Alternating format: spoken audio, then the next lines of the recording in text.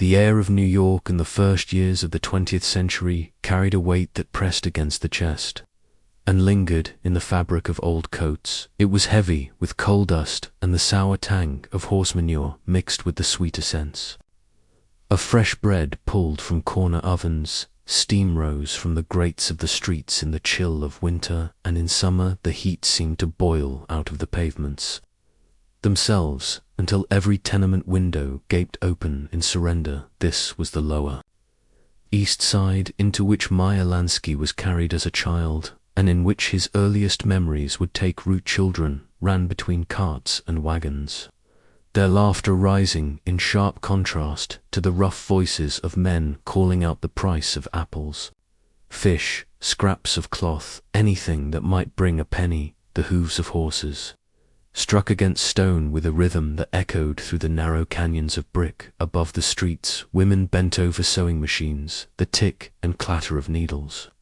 sounding like the nervous heartbeat of a neighborhood that never paused. Fathers returned from long shifts in sweatshops with faces pale and hands blackened, their shoulders rounded by exhaustion, and through it all smoke curled against the building's smoke. From chimneys smoke, from garbage fires smoke that clung to hair and cloth until even sleep smelled of Seville. Meyer was born in Grodno in 1902. A child of the Russian Empire, but his parents fled across the ocean when he was still young. They carried with them little more than fear of persecution and the faint hope that America might hold safety. So it was not the old world that shaped him, but these cramped streets of Manhattan, where shadows pressed close and ambition rose like steam from the sidewalks. Here survival was not a distant idea, but a daily negotiation. Let us anchor this with a historical fact. By 1910, the Lower East Side was among the most crowded districts on earth, with more than 700 souls pressed into each acre. Imagine the press of voices, Yiddish, Italian, Polish, Russian, German, English, colliding in the stairwells of buildings that leaned into each other like weary men.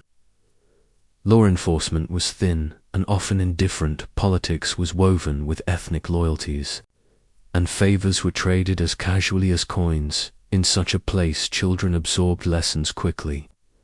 Lessons about silence, about timing, about the cost of hesitation. In education, in schools was fragile for immigrant children like Meyer. The real classroom was the street itself. Here one learned how to bargain and how to yield without appearing weak. Here one discovered when to vanish into a doorway and when to speak up with sharp precision. And here one learned that survival was not guaranteed by strength alone, but by calculation. Many people still think that childhood innocence is a universal stage of life. But what does innocence look like when the rent collector hammers on the door, or when neighbors disappear because they cannot pay? What shape does it take when hunger becomes the most familiar companion for Meyer? Innocence was measured not in toys or play, but in numbers scratched on paper. Even as a boy, he showed an instinct for arithmetic. He added quickly. He saw patterns where others saw only noise. Friends remembered him keeping score of stickball games with exacting care, his pencil marking with quiet intensity while others argued. Numbers gave him order when the street offered only chaos. There is a story told of him watching men play dice on Rivington Street. He never joined, only observed. Later, when asked why he did not throw the dice, he is said to have replied, "Because they do not know the math." Perhaps the story is myth, yet it holds truth. From the beginning, Meyer understood that power did not always belong to the loudest or the strongest.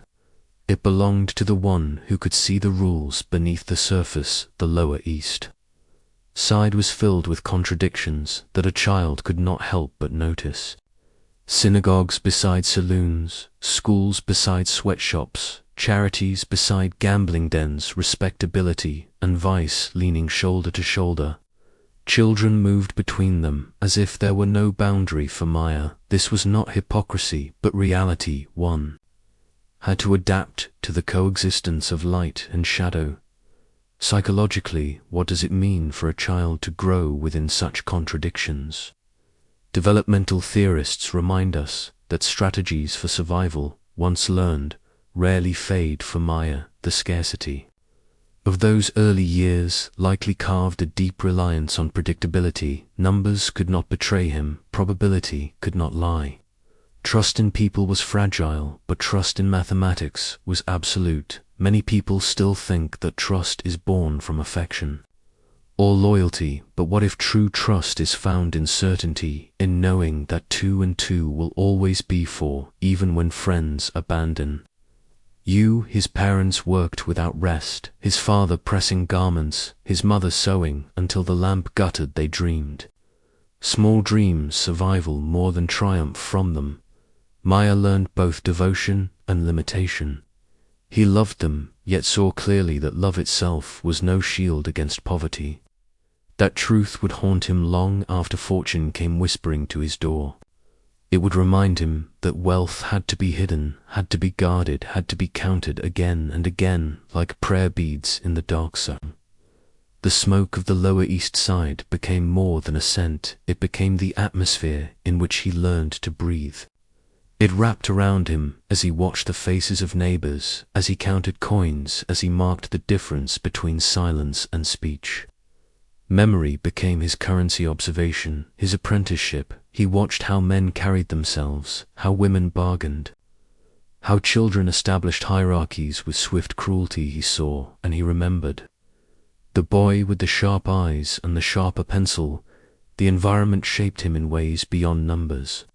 It gave him the rhythm of suspicion, the habit of concealment, the belief that security was always temporary. Even decades later, when fortune spread across oceans, he remained cautious, careful, secretive, calculating, as though the smoke of his childhood streets had never cleared.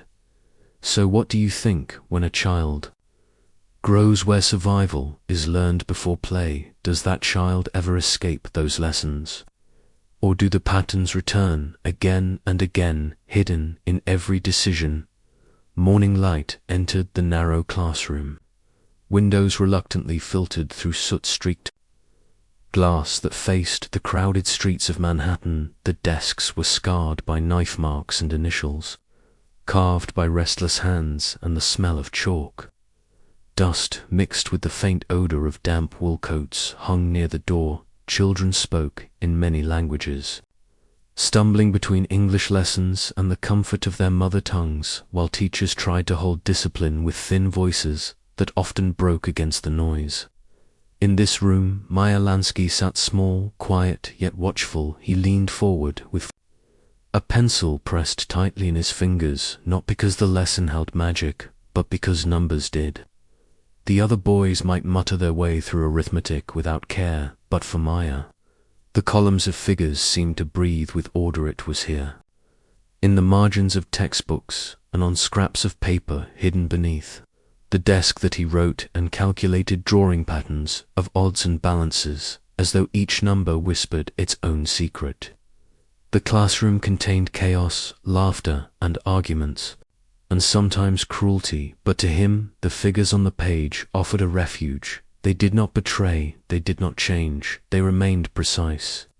No matter how loud the world around him became, let us anchor this with a historical fact. By the years of Lansky's schooling around 1910, New York's public education system was strained beyond its capacity. Tens of thousands of immigrant children crowded into classrooms intended for half their number. Teachers spoke English with clipped certainty, while many students spoke little of it at all. Rules were strict, lessons rigid, and yet learning remained fragmented.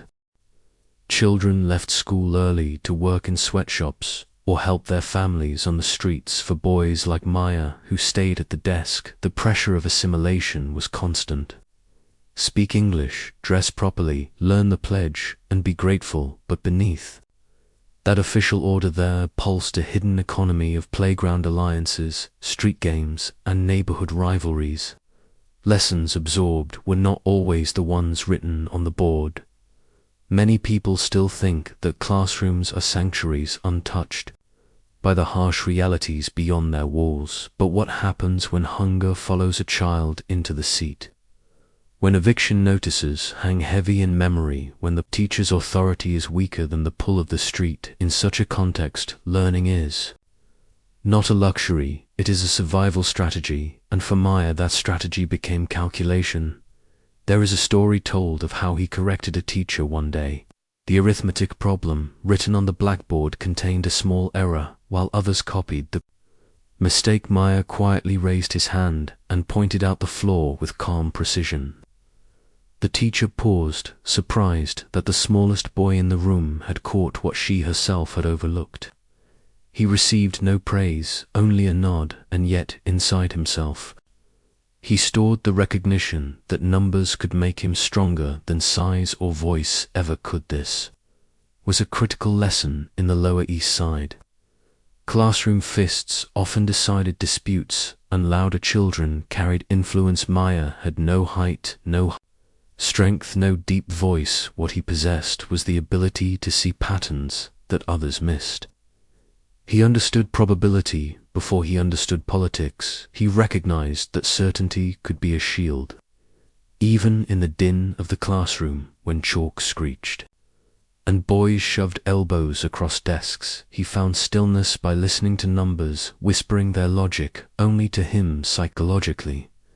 This moment reveals much. Children shape their self-identity around the skills that grant them survival. For some, it is humor, for others, physical presence. For Meyer, it was intelligence sharpened through calculation. He may not have been the leader in the schoolyard, but within the quiet corridors of his mind, he rehearsed strategies that gave him power invisibly. When humiliation threatened, he relied on precision. When confusion surrounded him, he relied on balance sheets in miniature. This was not arrogance, it was necessity.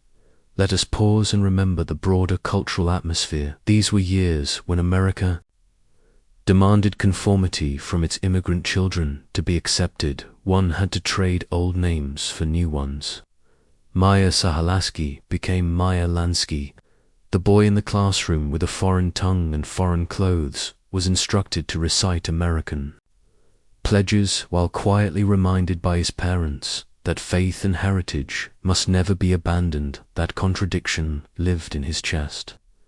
Loyalty to family on one side, pressure to assimilate on the other. Numbers again offered escape because they spoke no language and carried no nationality. They belonged to no country and asked for no allegiance beyond truth. Many people still think that identity is formed through stories and traditions. But what if identity also forms through the neutral certainty of numbers? What if a child shapes his sense of self, not through tales of ancestors, but through the quiet comfort of arithmetic, where nothing can be betrayed and everything is balanced? The main narrative of these classroom years rests not in grand events, but in small repeated patterns. Meyer calculating silently while others whispered jokes. Meyer refusing to gamble his pennies in marbles or cards, instead watching and tallying outcomes. Meyer folding scraps of paper into neat squares, each covered in equations not required by the lesson. Day after day the ritual deepened until numbers became companions, while others left the classroom to run through streets. He carried his notes folded in his pocket like secret talismans. There is another anecdote remembered by some during recess. A boy challenged him to a game of dice. Meyer declined with a simple phrase, "Not yet." He preferred to wait to understand, to measure that patience would become a defining mark of his character. Where others rushed forward, grasping at immediate reward, he remained still, observing until the odds were written clearly before him psychologically. Such patience is rare in childhood. It suggests an early embrace of delayed gratification, a recognition that real power comes not from the immediate thrill, but from the structure beneath it. This trait would later serve him in building hidden empires of finance, but even in the schoolroom it distinguished him. Teachers saw only a quiet boy with sharp eyes. Classmates saw only someone smaller than themselves, but within himself, Meyer carried a world of numbers as fortress and compass. So, what do you think when a child discovers certainty, not in people, but in patterns? Does that child grow to trust others less? Does reliance on numbers create distance from human warmth, or does it offer a clarity that relationships cannot?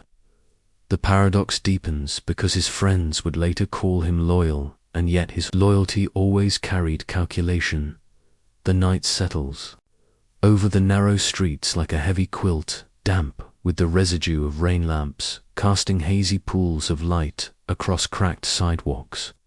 Each glow trembling as though reluctant to reveal too much. A carriage rattles by, the sound echoing against brick facades where faded advertisements peel like skin from forgotten walls, and somewhere beyond the steady hum of a city refusing to sleep there are figures hunched over notebooks where numbers breathe quietly. Many people still think that arithmetic belongs to the classroom. Chalk, dust floating in beams of light, teachers counting coins on blackboards, pupils scratching equations into margins. But in these nights of the Lower East Side, arithmetic slips out of the classroom and into the shadows, where it takes on a new life, no longer innocent, no longer neutral. So what do you think? Can numbers ever remain pure once they are whispered in places where trust is scarce and ambition is sharp? Let's anchor this with a historical fact. In the late 1920s, as prohibition carved a permanent scar through New York City,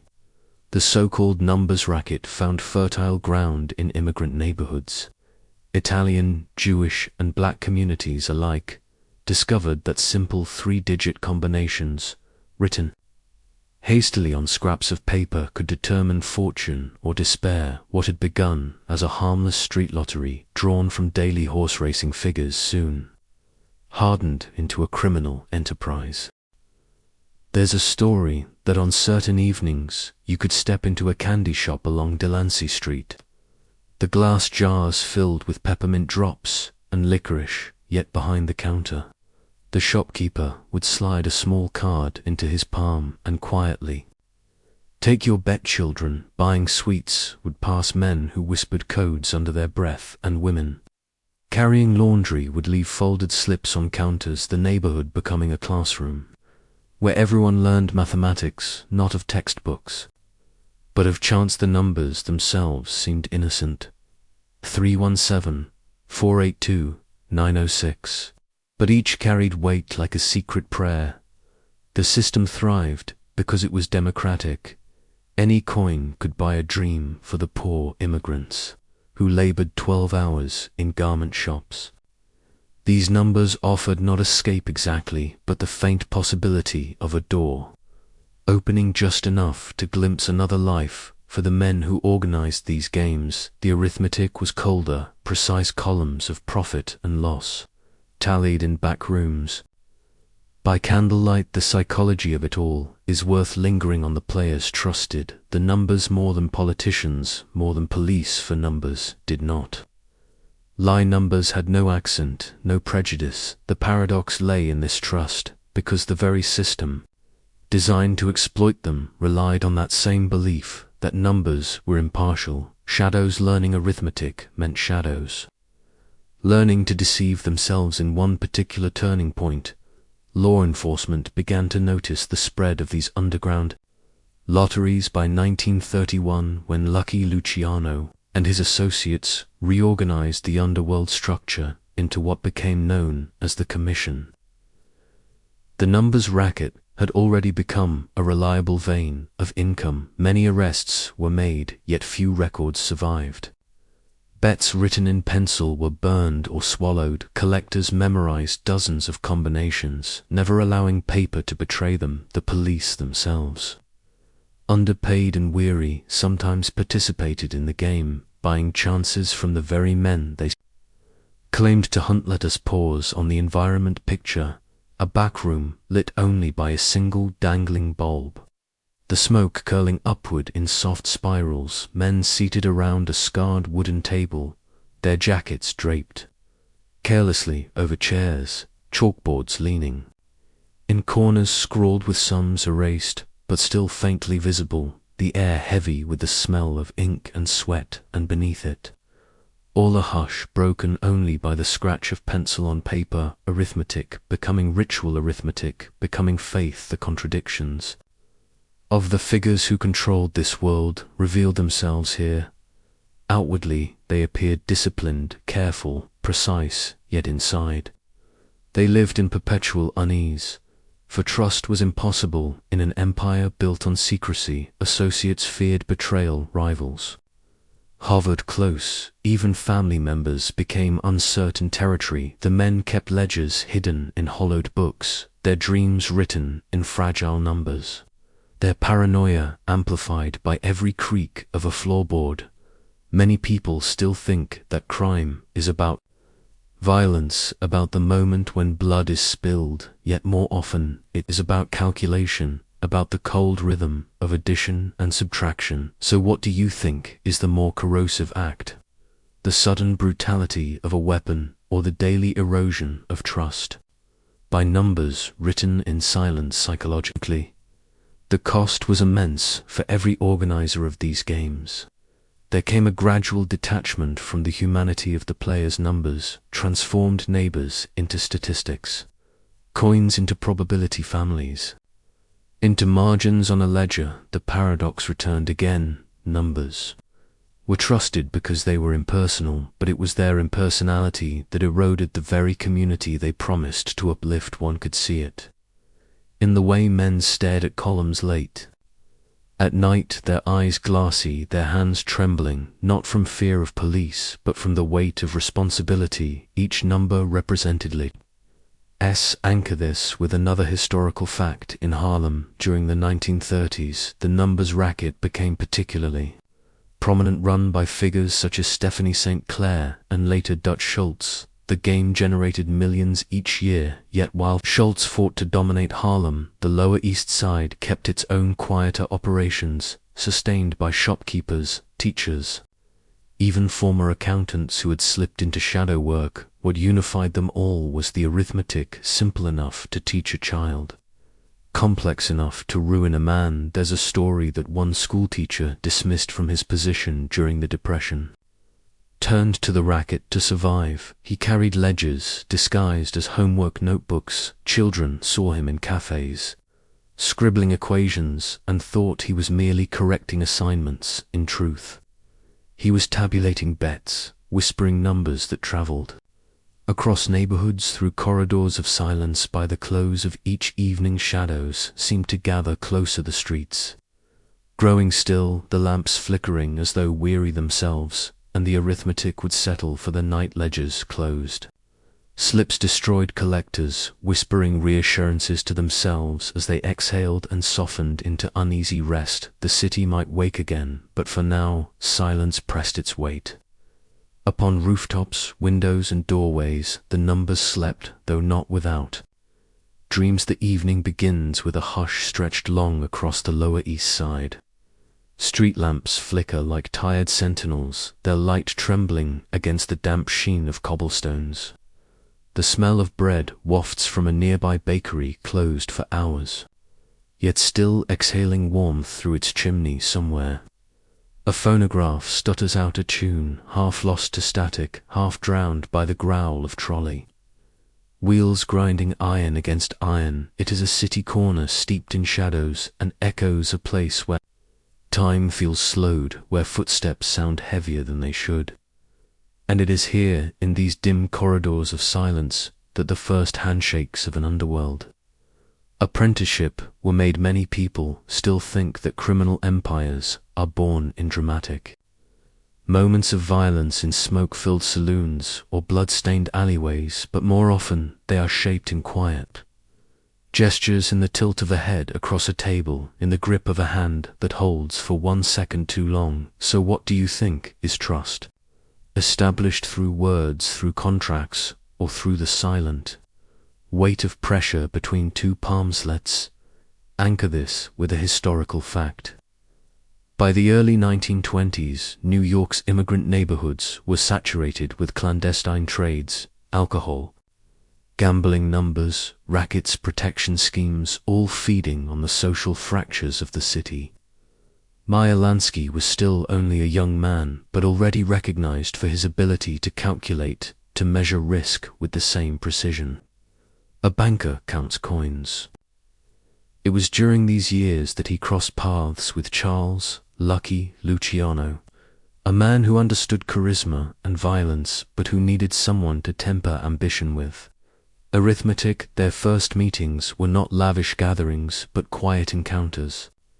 In the back rooms of cafes, in cigar smoke-filled parlors, where the wallpaper peeled and the furniture bore the weight of too many secrets. The first handshake in these dim corners was not a contract written on paper, but an acknowledgement written. In silence, there's a story that in one such cafe, Lansky was introduced, not through boast or bravado, but through observation. He sat with a notebook while others argued, sipping slowly at black coffee while his pencil sketched small sums on the margins of a newspaper. One of the older figures, a man seasoned by years in the racket, leaned across and whispered, "He does not speak much, but he sees everything." It was the kind of endorsement that mattered more than any reputation earned in the street, for, in those years, silence was more valuable than noise.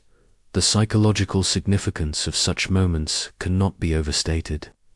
For Lansky, whose family fled pogroms in Eastern Europe, survival had always depended on recognizing when to speak and when to remain still. His handshake in that dim corner symbolized more than agreement. It was his silent declaration that he could be trusted to keep accounts, balanced to manage tempers and territories without ever raising his voice. And yet, beneath this calm exterior lay a paradox. To trust another man in this environment was to place one's life in hands that trembled with ambition. The first handshake, therefore, was both a bond and a gamble. Let's pause here and examine the historical currents pressing in around them. Prohibition had begun in 1920. Its promise to purify the nation by eliminating alcohol quickly unraveling into one of the most profitable black markets in American history. Speakeasies blossomed like night flowers across Manhattan, hidden behind barbershops, laundries, and basements, reached by passwords whispered through cracks in doors. Law enforcement, underpaid and overwhelmed, found themselves chasing shadows, often bribed into silence. For ambitious young men like Lansky and Luciano, the city was a chessboard, each neighborhood a square waiting to be occupied, each handshake a move calculated to control not only liquor but loyalty itself. There's another story that on a winter evening Lansky stood with Luciano outside a warehouse by the river. The wind off the Hudson carried the smell of salt and rust, the water dark as ink. They spoke little, their conversation broken into fragments by the clatter of chains against metal doors. Luciano asked, "Can you be trusted with the numbers?" Lansky replied, "Not just the numbers, with the silence around them." The handshake that followed was small, unremarkable, yet it sealed a partnership that would echo for decades. From a psychological lens, we can see why such rituals mattered so deeply. Trust in criminal environments is never absolute.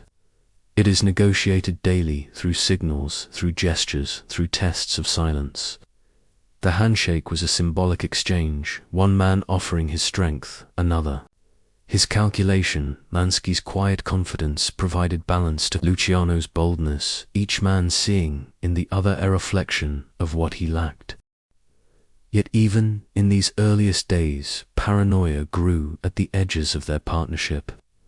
For in every dim corner where hands clasped, another figure lingered, watching, calculating, considering whether to betray or to join. Many people still think that ambition reveals itself through loud declarations, but in truth, ambition often hides in small rooms, in back corners of cafes, in notes passed silently beneath the table. So what do you think is power born in the shout or in the whisper? By the mid-1920s, law Enforcement began to recognize these alliances, though rarely in time to intervene. The New York Police Department, stretched thin, struggled to infiltrate networks. Bound by kinship, language, and shared poverty, federal agents meanwhile often appeared. Clumsy, unfamiliar with immigrant neighborhoods, their presence more disruption than deterrent. Each handshake, each alliance, created new layers of secrecy that would take years to penetrate. As the decade closed, Lansky found himself no longer the quiet boy with a notebook, but the man others turned to when tempers threatened to ignite. He learned to control meetings, not with volume, but with pauses, with the silence that made others lean. Closer to hear him, the first handshake had grown. Into dozens, into hundreds, each one extending the web of influence across boroughs and businesses. As the night draws near its end, imagine again that first corner. The lamps, still glowing, though weaker now, their light softened by mist, the cafe quiet. The last cups drained the tables, cleared two young men shaking hands in a room that smelled of tobacco and old, with neither knowing fully the weight of what they agreed to, but both sensing that something had shifted, a bond had been sealed in. Silence one that would carry them forward into decades of power, conflict, and uneasy trust. Starcell, now settle into the quiet of that room. Picture the city resting its restless energy, hushed beneath the blanket of night, the handshake lingering like a ghost in the corner of memory, the arithmetic of trust balanced for now, the shadows deepening, the silence lengthening, and you drifting softly into rest, into calm, into sleep. The rain had already begun to thin when midnight settled on Manhattan's northern streets. Storefront windows shivered with reflected neon, trembling in puddles that quivered whenever a streetcar dragged itself past. It was a time when the day's noise retreated into memory, leaving the city to its more secret rhythms.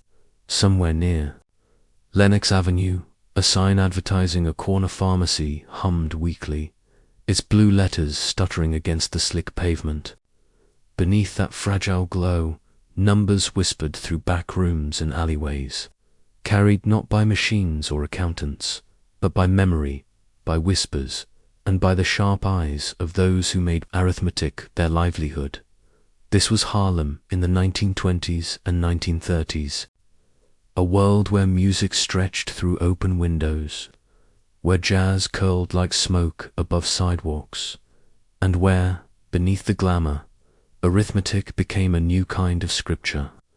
Here, figures like Stephanie St. Clair, the so-called Madame Queen of policy, walked softly yet decisively, counting not just coins and wages, but loyalties and betrayals. In the trembling half-light of neon, each number became more than a sum. It was a lesson, a test, a question about who could be trusted and who was only pretending. Let's anchor this with a historical fact. By 1920, Harlem had become the beating heart of black migration to New York, swelling with newcomers from the South and from the Caribbean. Tenements once built for quiet families now housed 3 or 4 at a time, while storefronts, clubs, and basement bars pulsed with new economies. The Harlem Renaissance was not just art and music, it was survival, expression, and commerce. The numbers game, sometimes called policy, fit naturally into this ecosystem. For a few pennies, a working man could wager on a 3-digit combination. If luck tilted in his favor, his payout might cover rent, groceries, even a new suit. Law enforcement, underfunded and often disinterested, looked the other way. Official lotteries did not exist, so the underground filled the void. The numbers trade created jobs for runners, clerks, and collectors. In a neighborhood excluded from much of mainstream banking, the policy racket acted as both entertainment and informal credit system. It was illegal, yes, but also deeply woven into daily life, and in that mixture of necessity and danger, St. Clair thrived. There's a story that she once arrived at the police precinct in an elegant coat, armed not with pistols but with paperwork. She filed complaints against officers who harassed her employees, demanding accountability from men who never expected a black woman to stand her ground in such a way. That was her methadine odd blend of velvet and iron, flamboyance and precision. Many people still think that crime is only born from greed. But what if it is also born from exclusion? What if it is, at times, the mathematics of survival? In the main narrative of her reign, Stephanie St. Clair's true lessons were not taught in clubs or on street corners, but beneath the neon glow of Harlem's signs, where she made alliances in the shadows. One could imagine her seated at a polished table in Small's paradise, the air filled with smoke and trumpet notes, as she leaned forward and spoke in a voice both calm and unyielding. She demanded punctuality. She demanded honesty in the count. Her handshake was firm, her eyes direct. It was not the violence that defined her, though she was capable of ordering it. It was the arithmetic of order, the measured way she ensured each coin and each promise aligned, even when Dutch shorts. The Bronx-born gangster who sought to muscle into Harlem's numbers trade, pushed against her territory, she did not immediately return with gunfire. She returned with calculation. She wrote newspaper columns warning her neighbors of corruption. She kept ledgers not only of her earnings, but of her enemies' movements. So, what do you think? A neighborhood man might have whispered over a glass of cheap gin. Is she dangerous, or is she protecting us? The answer, perhaps, was both. Psychologically, her figure embodies paradox. A woman of elegance in an era where power was coded male. A leader among men, yet subject to the double marginalization of race and gender. Her strength came not only from ambition, but from a deep distrust or recognition that in her line of work, betrayal was inevitable. Associates could be bought. Police could be bribed. Even the neighborhood's gratitude could fade as quickly as a neon light sputtering in the rain. Her habits reflected this tension. She carried herself with regal posture, her French Caribbean accent lending her speech a certain formal cadence. She was known to dress immaculately, as if reminding the world that dignity was non-negotiable. But behind closed doors, her mind rehearsed numbers again and again, searching for discrepancies, always calculating where the next deception might emerge. The criminal lifestyle cost her in sleep, in trust, in softness. Even victories were edged with unease. Many people still think that trust is given, but in truth, is it not always calculated?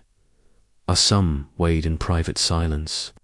And now, as we let the pace settle, imagine Harlem at night once more, the lamps humming above storefronts, the steady rhythm of horse hooves still lingering even as automobiles multiplied, the scent of fried food drifting from corner kitchens, neon signs glowing and fading, like the pulse of a neighborhood learning its own mathematics of survival. Lessons were counted here not just in nickels and dimes, but in friendships, in risks, in every small decision of whether to speak or to stay silent. St. Clair's arithmetic was more than numbers. It was human calculation, where loyalty and betrayal shared the same fragile space. It was late winter in New York, 1927. The city's nights seemed to stretch longer than the days, held in a kind of heavy silence that clung to the bricks and steel. Street lamps hummed faintly, their glow softened by drifting fog rising from the Hudson. The elevated train tracks groaned above the avenues, spilling down dust and shadows that mingled in narrow alleys. Somewhere between the neon glare of speakeasies and the hushed corridors of church basements, another economy pulsed, An economy unrecorded by banks, invisible to regulators, and yet precise, measured, and relentless. The men who moved within it carried no calculators, only memory, instinct, and an almost spiritual attention to balance. Every dollar owed, every dollar collected, every favor extended, all existed in ledgers that could never be shown in daylight. They were silent books, kept in the minds of those who knew that survival depended on remembering who had paid and who had not. Many people still think that crime is a matter of brute force. But what if the real battleground was arithmetic whispered under neon lamps, and the true weapon was memory disguised as trust? Let's anchor this with a historical fact. By 1927, Harlem had become the beating heart of the numbers racket, a form of underground lottery rooted in older traditions brought from the Caribbean. Bets were placed for as little as a nickel, and entire communities treated the daily draw as both entertainment and a sliver of hope. Stephanie St. Clair, often called Madame Queen of Policy, had built her influence not with violence alone, but with an extraordinary attention to accounting. Her ledgers, though rarely committed to paper, were impeccable, her recollection of debts and payouts nearly flawless. Law enforcement of the time struggled to confront such enterprises. The police department was underpaid, often complicit, and technologically ill-equipped. Surveillance as we know it today did not exist. Record-keeping was fragile, depending on scattered reports and loose files that could be easily misplaced or deliberately ignored. Against such a backdrop, the underworld's reliance on mental arithmetic was not only a cultural choice, but a tactical necessity. Written proof was dangerous. Silence became security. Meanwhile, the city above was changing. The Harlem Renaissance was at its height. Jazz poetry and art-filled brownstone parlors and crowded clubs. Economic opportunity and poverty existed side by side, fueling a paradox in which intellectual brilliance shared the same streets as desperate hunger. In that environment, the promise of a quick win from the numbers game was not just temptation, it was sustenance. There's a story that Madame St. Clair would sit beneath the humming glow of a neon clock outside her office on 139th Street, waiting for collectors to arrive. The air carried the scent of roasted peanuts sold from pushcarts, mixed with the sharper tints of gasoline drifting from idling taxis. Her posture was calm, almost regal, yet her eyes never ceased their calculations. Each man who stepped into the dim light was greeted with a soft nod, and each carried envelopes whose weight spoke louder than words. Dialogue, when it occurred, was minimal. A muttered number, a quiet confirmation, sometimes a correction, offered not as anger but as cold precision. "You're short," she might say, her voice even, almost gentle, "by $3.75. And the collector, often bewildered at being measured so exactly, would realize she had remembered every previous transaction. He might fumble, promise to make it right, and leave with the knowledge that Madame St. Clair's ledger, though unwritten, could never be escaped. This was not cruelty, it was order. In a city teetering on disorder, the unspoken arithmetic became its own form of law. What do you think it does to a person to live with numbers always pressing in? To measure every handshake, every glance, as a potential entry in an invisible book? The psychology of such figures reveals itself slowly. Stephanie St. Clair, for instance, cultivated both trust and fear. To her community, she was a benefactor, funding defense lawyers for wrongfully accused black citizens and publicly challenging police corruption. To rivals, she was exacting, willing to use threats when necessary, but relying more on her reputation for precision.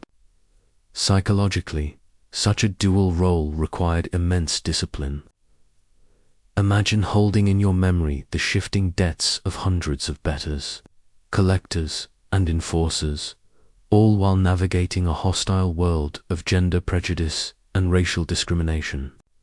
Every slight miscalculation could be fatal, not just financially, but physically. Thus, her mind became her fortress. Rituals of mental review, patterns of silent arithmetic before sleep, and the constant balancing of numbers against human faces. This balancing act produced paradoxes. On one hand, she appeared unshakably confident.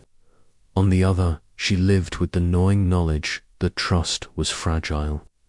A single betrayal could erase years of careful order. So she invested less in affection, more in accounting. The ledger became a substitute for intimacy, a silent companion she could rely upon when people inevitably faltered.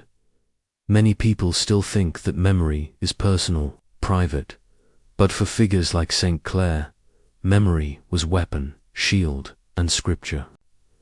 Every debt recalled was a reminder that control could exist even in shadows. Let's anchor this with another historical fact. The numbers game was not merely tolerated by communities, it was woven into their social fabric. Churches sometimes placed bets to fund repairs.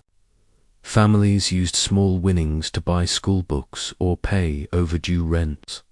At its height, the Harlem policy racket employed thousands, offering jobs in collection, bookkeeping, and enforcement for immigrants and African Americans excluded from mainstream financial institutions.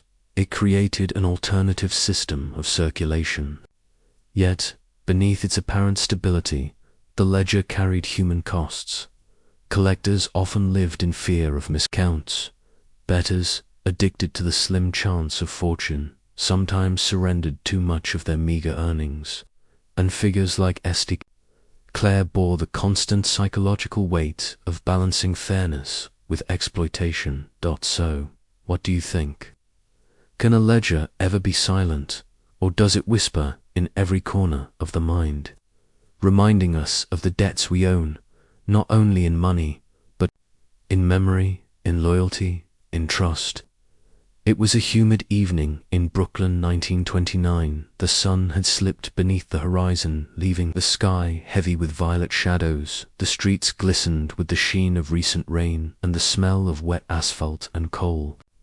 Smoke drifted along the narrow avenues. The flickering gaslights cast wavering halos over damp brick facades, and the distant clatter of the elevated trains blended with the faint music spilling from hidden speakeasies, as if the city itself breathed. A quiet rhythm that no one fully noticed in the hurry of the night. Many people still think that alliances are forged in grand gestures or dramatic confrontations, but sometimes they are born in whispers in the corners of dimly lit rooms where paper remains empty but understanding is exchanged silently, where a handshake carries more weight than any signature, and where loyalty is measured by discretion and memory rather than oathing. Such a room, Meyer Lansky sat beneath a low lamp, the glow highlighting the sharp planes of his face, his eyes scanning the assortment of men who had come together for reasons as varied as the neighborhoods they represented. There was the faint scent of tobacco and stale liquor in the air, mingling with the faint metallic tang of coins and ledgers hidden elsewhere in safer places. The men did not speak at once. Instead, they measured each other in silence, reading posture, gestures, the way hands rested on knees, the subtle tension in a shoulder or the tilt of a head. Let's anchor this with a historical fact. By the late 1920s, Meyer Lansky had begun to emerge from the margins of the New York underworld. His reputation for mental acuity and unflinching calculation brought him into contact with figures like Benjamin Siegel and Charles Luckey, Luciano, men who understood that the real power lay not merely in the capacity to enforce, but in the capacity to plan, account, and anticipate the movements of both associates and law enforcement. Prohibition era had created a new economy that demanded discretion, organization, and an unerring sense of risk. Every shipment of liquor, every clandestine club required planning that could withstand police raids, rival intervention, and public exposure. Lansky recognized that brute strength alone would not suffice in this evolving landscape. His approach relied on partnerships where mutual benefit was implicit and observation constant. There's a story that during one meeting in a back room above a kosher bakery, Meyer sketched on a scrap of paper a simple diagram connecting routes, suppliers, and potential revenue streams. The paper was burned immediately afterward, but every man present carried the memory of the layout. Every man understood the logic without needing to inscribe it formally. This was the essence of partnerships, written in unseen ink. Dialogue was minimal but deliberate. A single question, a subtle correction, a momentary nod, each interaction a test, a measurement of compatibility. Trust and calculation. We can cover more territory without stepping on each other, one man murmured, his voice careful and measured. Do you think we can rely on him? Another asked, and the silence that followed carried more meaning than words ever could. It was a dialogue of glances and hesitation and eventual alignment. Historical context deepened the necessity of these arrangements. The Great Depression loomed on the horizon, and economic instability made both loyalty and foresight paramount. Jewish and Italian immigrants in the city found themselves navigating ethnic enclaves where opportunity and danger intertwined. The enforcement arms of the law were often corrupt or inconsistent, creating a climate where alliances based on intelligence rather than force allowed survival and expansion. Meyer Lansky's psychology revealed itself in these moments. He balanced caution with initiative, patience with ambition. His meticulous habits extended beyond ledgers and figures into observing the smallest reactions of his peers, the tilt of an eyebrow, the cadence of a word, the micro-expressions that betrayed intention. These observations formed the basis of decision-making and risk assessment. His mind was a ledger of human behavior as much as it was of finance. Main narrative development unfolded slowly through meetings in smoky rooms, taxis idling outside dim bars, and whispered instructions carried through narrow streets. There were minor tests, small allocations of risk to gauge loyalty, small favors to measure gratitude, and subtle corrections to enforce discipline, all without the appearance of hierarchy or coercion. Each man aware that while he might benefit today, he must remain reliable tomorrow. There were no contracts, and yet the agreements held stronger than ink. So, what do you think? Can collaboration truly exist in such a world, where every move is observed, where trust is scarce and betrayal often profitable? Can two men truly be equal partners, when every calculation is silently evaluated, each decision a ledger entry within the mind, each promise an invisible tally? Psychological insight highlights the contradictions inherent in Lansky's approach. He sought intimacy with trust, but feared betrayal. He valued friendship, but treated it as contingent. He built empires, but relied on silence and memory over declarations. The tension between human connection and practical necessity created a mind constantly active and alert, yet outwardly serene, a paradox that would define his life in the criminal world. Unseen ink of these partnerships was both metaphor and method. It allowed coordination without exposure, discretion without doubt, memory without paper. Every shared plan was a shared responsibility, and every success depended on the silent acknowledgement that failure could not be documented, yet must be accounted for internally. The human ledger became the foundation of empire. Gently closing the chapter, imagine the rooms emptied, the men gone, their shadows lingering like faint residue on walls, the streets glistening in post-train stillness, the City exhaling after a night of unseen calculations. Exhale, settle, soften, let the hum of distant trains fade into a lullaby the ledger of human connection carried. Silently in memory, dissolving into the quiet, the neon fading into grey, the gaslights dimming, the mind can rest, knowing that balance has been negotiated for the night, and that the invisible ink of partnership has inscribed another line in the ongoing story of survival and member show. The world outside remains restless, but inside the memory of the night lingers calm, soft, measured, observed, as if the city itself is breathing slowly. Exhale, settle, soften, and let sleep descend over streets wet with rain and ambition, quiet with unseen agreements and shadows that know their place. In the ledger, the night had settled over Manhattan, 1931. A thin mist rising from the asphalt streets, reflecting the dim glow of street lamps and neon signs that hummed faintly in the distance.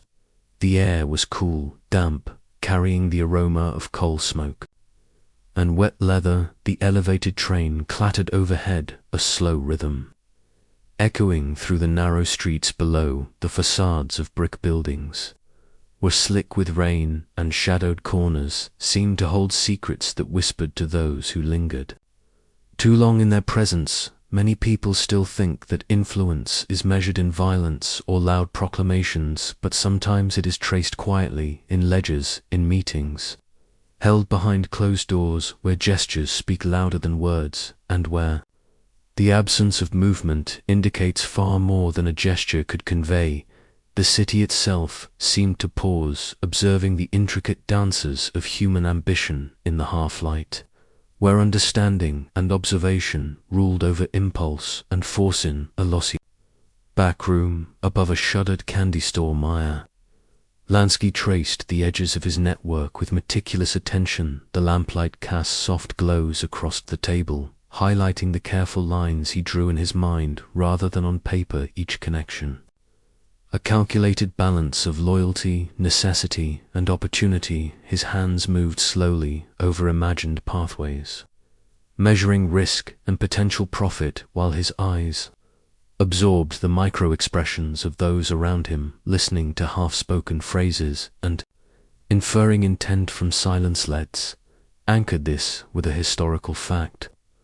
By 1931, Meyer Lansky had begun to expand his operations beyond New York, recognizing that the volatility of Prohibition and the Great Depression required diversification. He began to cultivate relationships in Florida and the Midwest, coordinating the movement of cash and contraband through networks that remained invisible to the casual observer. Law enforcement was fragmented and often compromised, creating both opportunity and caution for men who understood the value of patience and discretion.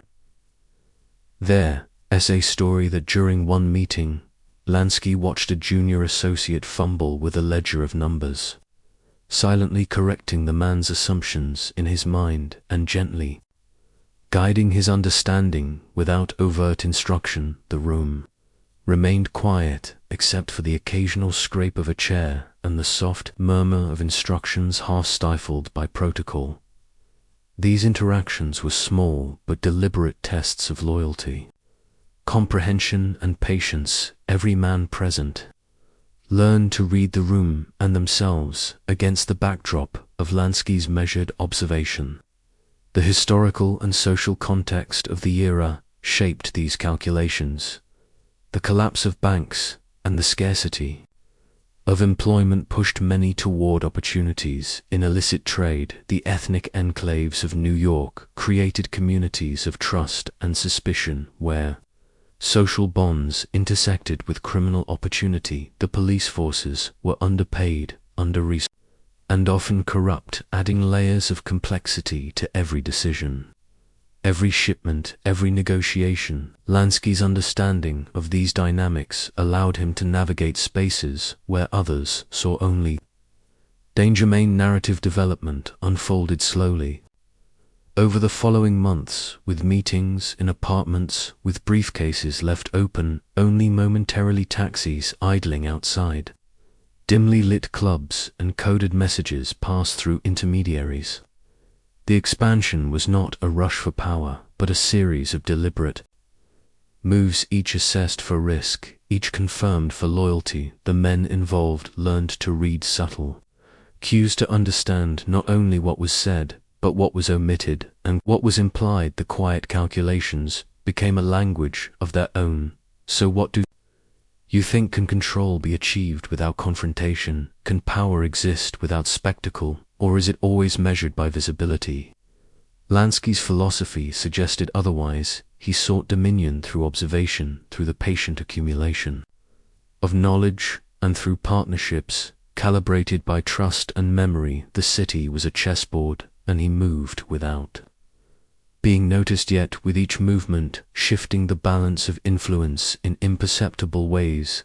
Psychological insight reveals the dualities of Lansky's mind. He valued human connection, yet approached it instrumentally. He desired expansion, yet measured each step with caution.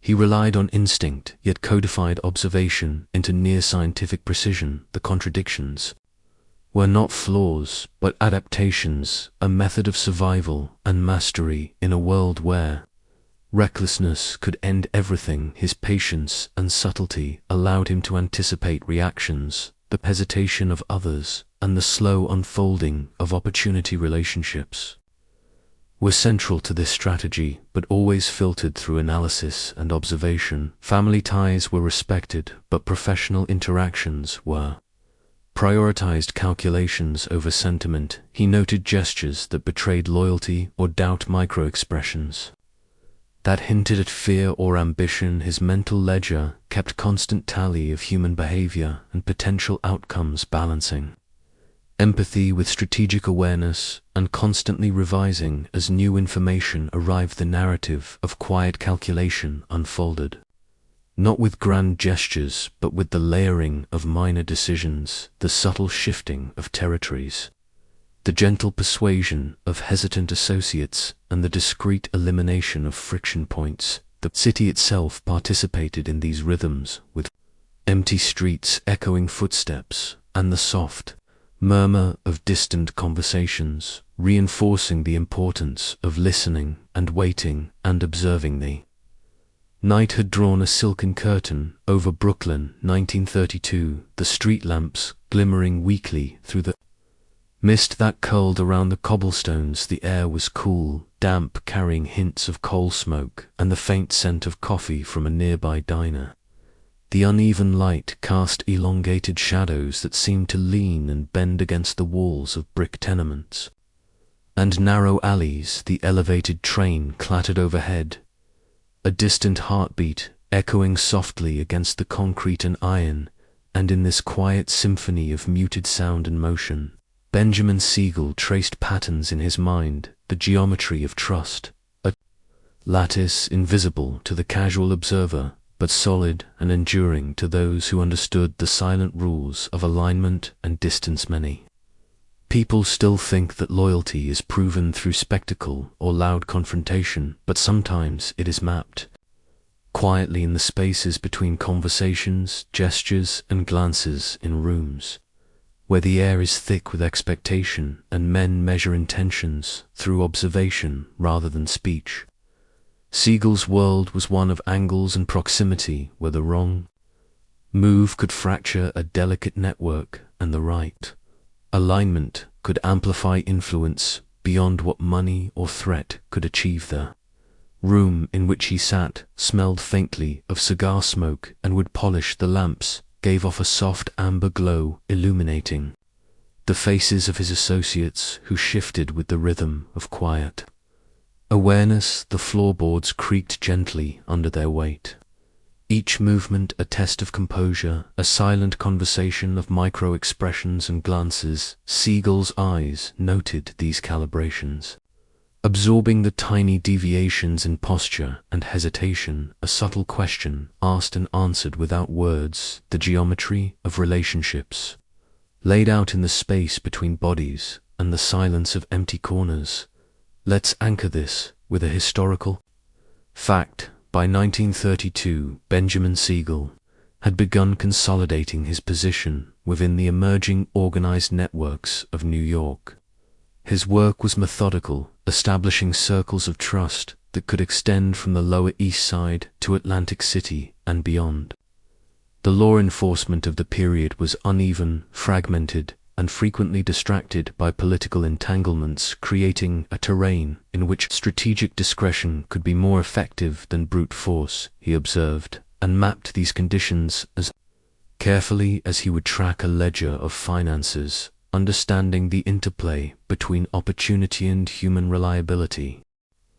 There's a story that on one damp evening, Siegel watched a young associate fidget with a stack of papers, quietly correcting the man's approach without speaking. The lesson was in posture, in measured breathing, in the calibration of trust that could be sensed and internalized rather than enforced by admonition or intimidation. The men around him learned to move in tandem with these invisible lines, adjusting their positions in response to subtle cues, understanding not only the circle in which they moved, but also the gravity of the silence that defined it. The broader context of the era was inseparable from the structure of these alliances. The Great Depression left many searching for stability, and the prohibition laws created channels of opportunity that were at once lucrative and perilous. Ethnic enclaves provided both solidarity and suspicion. The social fabric was tightly woven and easily frayed by mistakes. The police forces were inconsistent and occasionally complicit, making discretion not only practical but essential. Siegel's approach was architectural, not impulsive, building structures of loyalty that could bear the weight of shifting circumstances. Main narrative development unfolded in a sequence of measured steps: meetings in back rooms over coffee and cigars, coded gestures across smoky bars, brief exchanges in shadowed alleyways, each interaction a vertex in the expanding geometry of his influence. Every decision weighed against the potential displacement of others. The subtle adjustments of power did not roar, but whispered. The movement of a chair, the shifting of a hat brim, the barely perceptible glance over a shoulder communicated volumes. The city itself seemed to bend to this geometry, with empty streets amplifying the soft echoes of alignment and anticipations. What do you think? Can trust be mapped without betrayal? Can influence be sustained without overt enforcement? Siegel's strategy suggested that it could careful attention to detail, patient observation, and quiet intervention allowed circles to expand without collapse. He calculated distances between men as a gardener calculates the spacing of trees, ensuring each had room to grow but not enough to disrupt the harmony. The networks were dynamic yet resilient, expanding territories while maintaining internal equilibrium. Psychological insight reveals the tensions within this measured approach. Siegel balanced intuition with calculation, loyalty with self-interest. He internalized the contradictions of human nature, each action a negotiation between personal desire and collective stability. He observed and recorded in his mind the deviations, the hesitations, the micro-gestures, and encoded them into a framework of predictive behavior. Relationships were simultaneously personal and instrumental. Trust was earned through demonstration rather than declared aloud. He relied on his perception of small cues to anticipate larger consequences and to guide the architecture of his sphere of influence. The city breathed a low, restless hum beneath a sky mottled with drifting clouds and the faint glow of distant neon signs. The streets were slick with recent rain, reflecting fractured halos of light that shimmered like liquid memories. The air carried the aroma of wet asphalt and faint traces of coffee from an all-night diner. Nearby, a soft wind moved through the alleyways, brushing against the iron fire escapes and brick walls. Benjamin Bugsy Siegel leaned against the frame of a narrow doorway, the wood, worn smooth by years of touch and weather. The faint scrape of leather shoes on stone punctuated the gentle rhythm of the city. Exhale, settle, soften. The night seemed to wrap around him like a familiar cloak, the shadows moving in a slow dance, with the flickering lamps above the distant rattle of elevated trains, a gentle heartbeat echoing through the emptiness of quiet avenues. Many people still think that power is shouted from rooftops, but Siegel understood that true dominion was counted quietly beneath midnight clocks, where decisions were tallied in the mind long before they were acted upon. He watched as figures moved with measured steps, the geometry of influence unfolding in careful increments. The men around him were calibrated to his rhythm, their silences a mirror of his own observations. The night was a ledger, and each encounter an entry marked with subtle adjustments and invisible reconciliations. There was a soft pleasure in noting the way trust could be mapped and measured without a single word, the way alliances solidified in the faintest of gestures and the smallest nods. Let us anchor this with a historical fact. Siegel's activities in 1933 and 1934 reflected a period of cautious expansion following the repeal of prohibition. The criminal landscape was shifting rapidly. Speakeasies shuttered or transformed into legitimate establishments, while gambling and bootlegging were no longer as openly lucrative as before. Siegel had begun redirecting his attention to real estate, entertainment, and illicit but discreet casino operations in Brooklyn and Miami. Understanding that empires were constructed not only with cash, but with networks of reliability, the law enforcement of the time was inconsistent, some officers turning blind eyes, while others were overwhelmed by the sheer density of urban life. In these conditions, patience, observation, and subtlety were assets more valuable than brute force. There's a story that Siegel once spent an entire evening watching the patterns of arrivals and departures at a small social club, noting who lingered, who hesitated, who conversed in low tones, and who simply observed from the periphery. Each movement was a variable in a complex calculation, each pause a punctuation mark in a ledger of loyalty and intent. The experience was not one of excitement, but of gentle, meticulous attention. He whispered instructions that were more suggestion than command, teaching his men to read the spaces between words, the weight of silences, the slight tremor of hands holding glasses. The world could be understood through these quiet tallies under the patient eye of midnight. In the main narrative development, Siegel moved through a sequence of strategic interactions, dinners in dimly lit back rooms,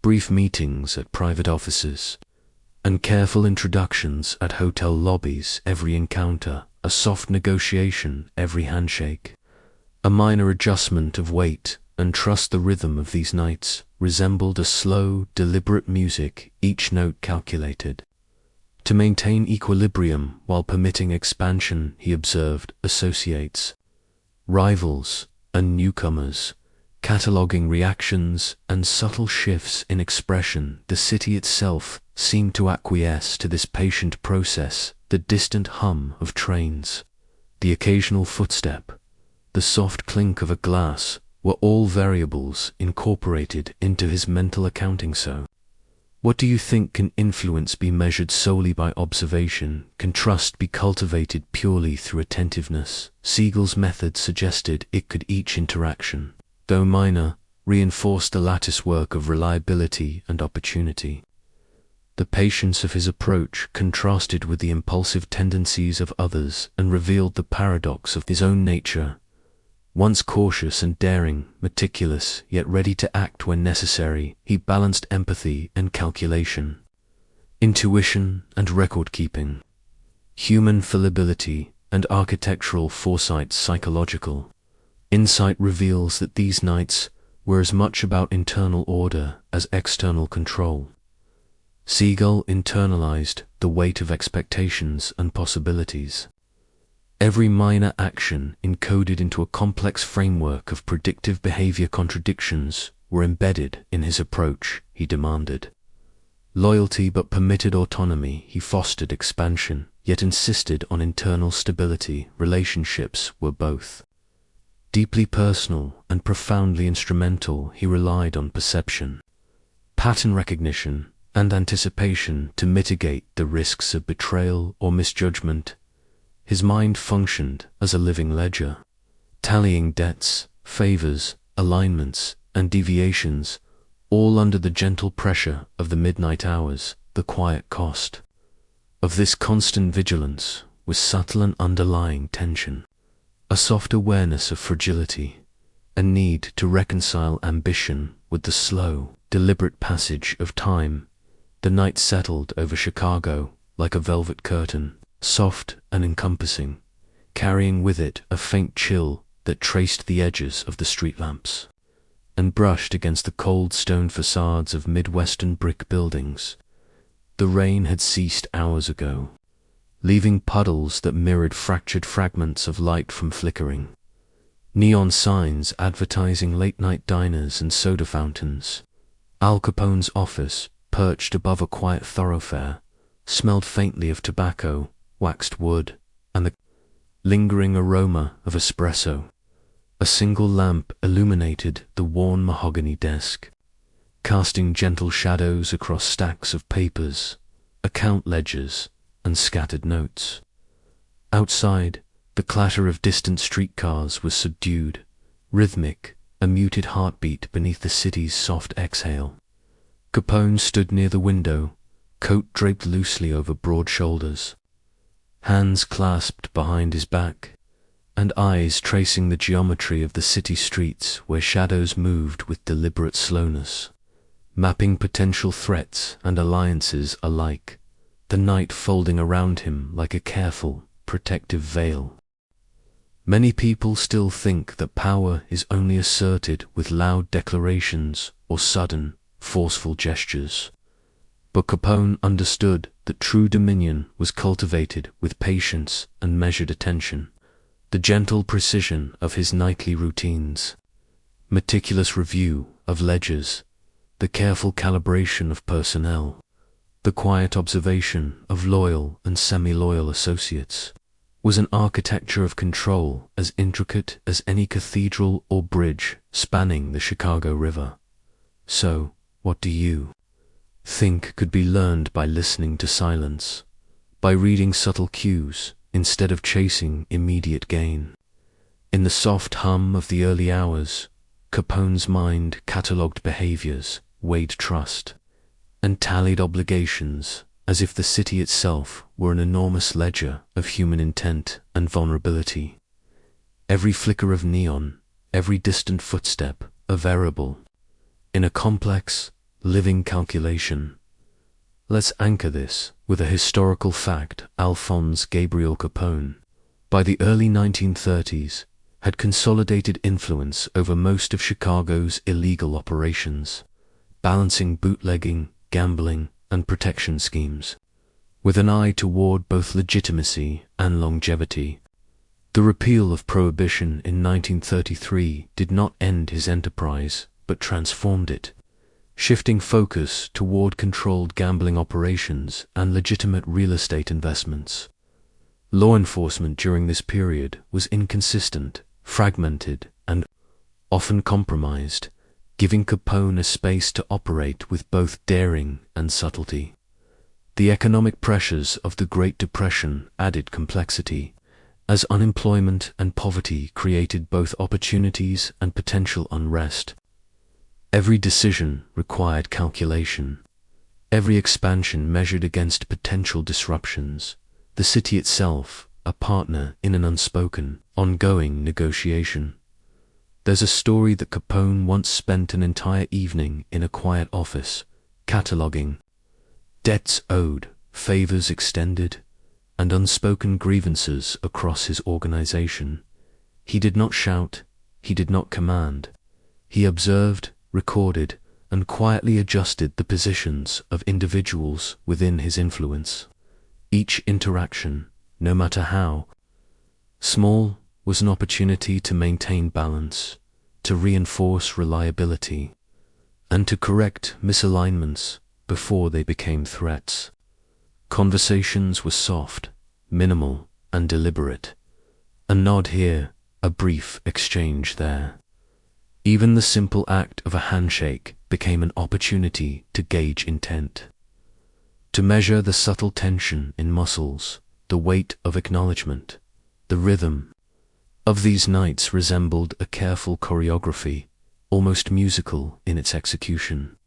And through it, Capone created a lattice of loyalty that extended through both his associates and rivals. In the main narrative, Capone's precision became evident.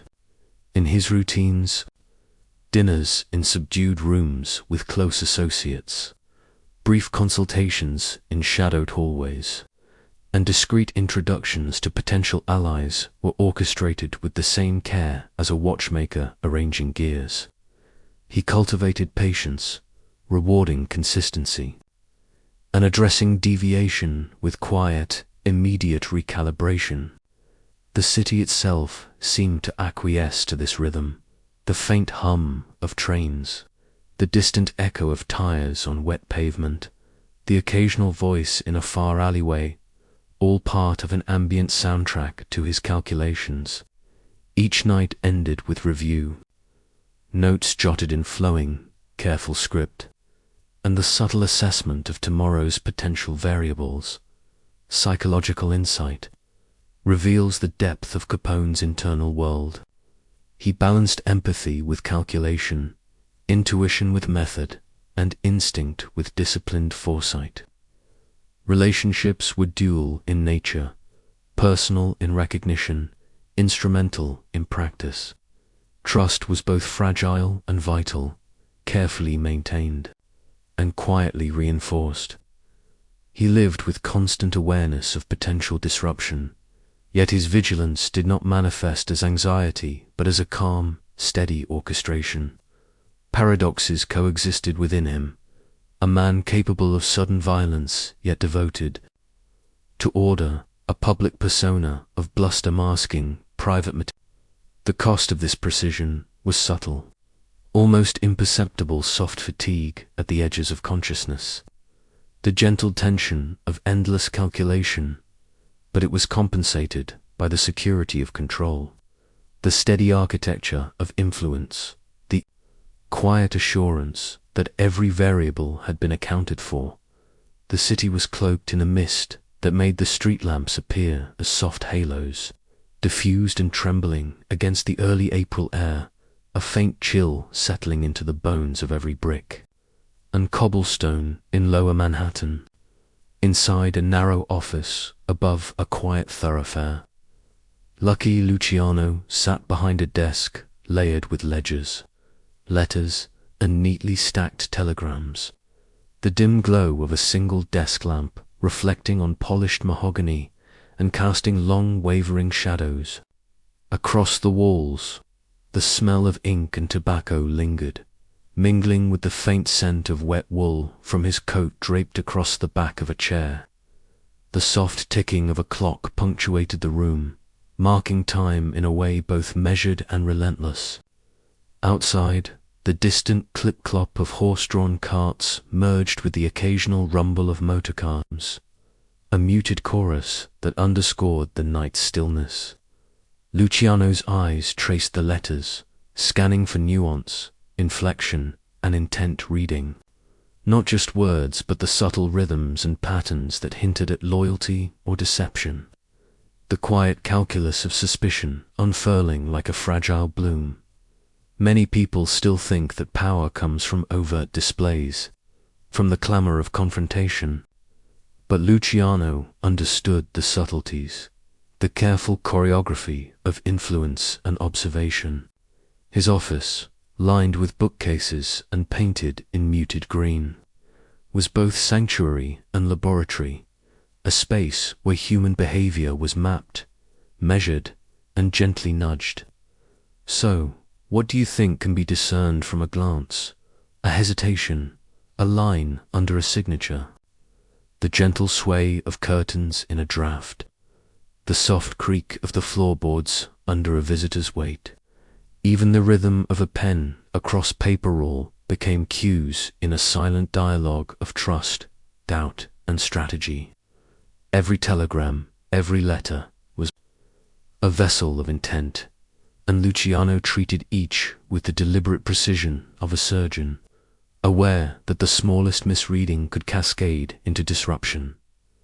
Let's anchor this with a historical fact. By 1931, Charles "Lucky" Luciano had reorganized New York's criminal underworld into a structured, hierarchical system, codifying roles, territories, and dispute resolution into what would later be known as the Commission.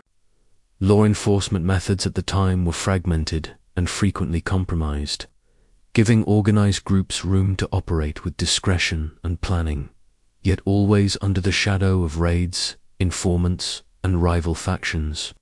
The economic strains of the Depression created both opportunity and tension, shaping the decisions of those who sought stability amid chaos. Within this context, Luciano's meticulous approach was not merely personal preference, but a pragmatic response to a world where alliances were fluid and suspicion could grow unchecked. There's a story that Luciano spent entire nights reviewing intercepted communications, tracing handwriting, and cross-referencing information with accounts and prior messages. In these moments, he moved quietly, almost imperceptibly, shifting papers, making notes in the margins, listening to the subtle timbre of voices in the hallway below. A seemingly innocuous phrase could be loaded with significance. A delay in response, a carefully chosen word, might reveal a fracture in loyalty. Interactions were minimized and purposeful, often conducted in low voices with controlled pauses. Each exchange an opportunity to confirm trust or detect dissonance. The ambience of the room's soft lighting, enveloping silence. The gentle murmur of distant traffic reinforced the careful rhythms of observation, allowing thought to extend into the subtlest patterns of human behavior. In the main narrative, suspicion became both tool and shield. Luciano's decisions were rarely abrupt. They unfolded like gentle tides, revealing themselves gradually to those who watched closely. Meetings in papered rooms with muted wallpaper, telephones left off the hook to record faint echoes and ledger. Books opened and closed with thoughtful deliberation were all part of an ongoing strategy of information, perception, and control. He cultivated vigilance without alarm, balancing caution with curiosity. The interplay of presence and absence, who was observed, who was left to act freely, formed a quiet geometry of influence. Even minor infractions or lapses of attention were noted, catalogued, and subtly addressed in ways that reinforced hierarchy and accountability. Psychologically, Luciano's inner landscape was both meticulous and paradoxical. He was capable of warmth toward loyal associates, yet his mind continuously traced circuits of doubt and trust. Contradictions coexisted. A man who valued discretion, yet understood the necessity of decisive action. One who cultivated networks of allies while remaining acutely aware of betrayal. Relationships were simultaneously personal and instrumental, with emotional nuance embedded in the architecture of alliances. The cost of this constant vigilance was quiet fatigue, attention, held gently at the edges of consciousness, but it was offset by the clarity of a mind trained to discern the unseen currents beneath daily exchanges. How often do we overlook the signals hidden in routine interactions, the subtle shifts that reveal character and intention? For Luciano, nothing escaped observation. Suspicion bloomed gently, like a careful flower, opening only under the precise conditions of light, attention, and patience. The night hung low over Chicago in December of 1927, a bitter wind slipping between the narrow streets and rattling the sashes of shuttered windows. Carrying the faint scent of coal smoke and damp brick, Al Capone stood at the edge of the alley, behind his favorite speakeasy on South Wabash, watching the soft orange glow of gas lamps refract through the thin veil of fog. The street was empty, save for the occasional shuffle of a weary pedestrian and the distant rattle of elevated trains, echoing off steel frameworks and frozen pavement. Inside the speakeasy, a warmer, subtler world existed. The low murmur of voices, the clink of glasses, the sweet undertone of jazz, softened by cigarette smoke curling lazily toward the ceiling. Capone's eyes followed a ledger that rested on the bar, the numbers carefully inked in his own hand, each entry a quiet testament to the steady accumulation of power and wealth, each figure a whisper of influence spread across the city in measured, deliberate increments. Many people still think their criminal enterprise is purely a matter of violence and intimidation, but Capone understood that it was equally about patience, calculation, and the gentle, almost imperceptible art of persuasion. So, what do you think it means to see opportunity where others see only risk? The faint warmth of the room pressed against the chill of the winter night, the scent of polished wood and aged spirits mingling with Capone's thoughts as he traced patterns of supply and demand, of debts owed and favors expected.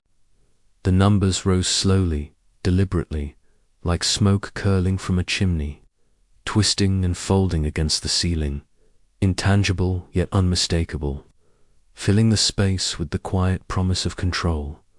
Let's anchor this with a historical fact. By the late 1920s, Prohibition had created a landscape in which bootlegging and speakeasy management could generate revenues, exceeding the capacity of many legitimate enterprises. Law enforcement, often underpaid, under-resourced, or corrupted, struggled to contain the flow of illicit liquor, leaving room for figures like Capone to consolidate operations through a combination of legal fronts, bribery, and selective intimidation. The economic pressures of the era, compounded by unemployment and social unrest, created a fertile environment for organized crime to flourish quietly, persistently, and with careful oversight. Capone's approach was methodical, not rash, driven by both the pursuit of profit and the need to maintain order in an otherwise chaotic urban ecosystem. There's a story that Capone would rise before dawn, the winter light still pale and reluctant, to review receipts, balance ledgers, and calculate projected earnings. He would move slowly, the soft soles of his shoes barely audible against worn floorboards, listening to the faint creak of the building settling and the occasional murmur of a distant early worker in the streets below. Conversations were minimal, words chosen with precision, each phrase measured to maintain loyalty while discouraging dissent. The ledger, the numbers, and the order of accounts were both shield and mirror, reflecting his careful oversight and providing a subtle control over associates whose actions might ripple unpredictably through the operation. In the main narrative, revenues were more than just money. They were instruments of strategy, quietly reinforcing networks, sustaining alliances, and shaping the city's underground hierarchy. Capone's attention to detail extended to every transaction, every handoff, every marked ledger observed and recalculated under the muted glow of a lamp.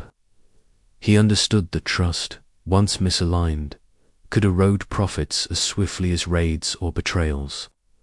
Small acts of generosity were recorded as carefully as fines or penalties, creating a rhythm of expectation and obligation. Even the environment, the muffled jazz, the subtle sway of patrons' bodies, the creak of the bar stools became part of a larger pattern of influence, a geometry of observation and calculation. Psychologically, Capone's mind functioned as both archivist and strategist, attentive to the smallest shifts in loyalty or efficiency. Contradictions were inherent.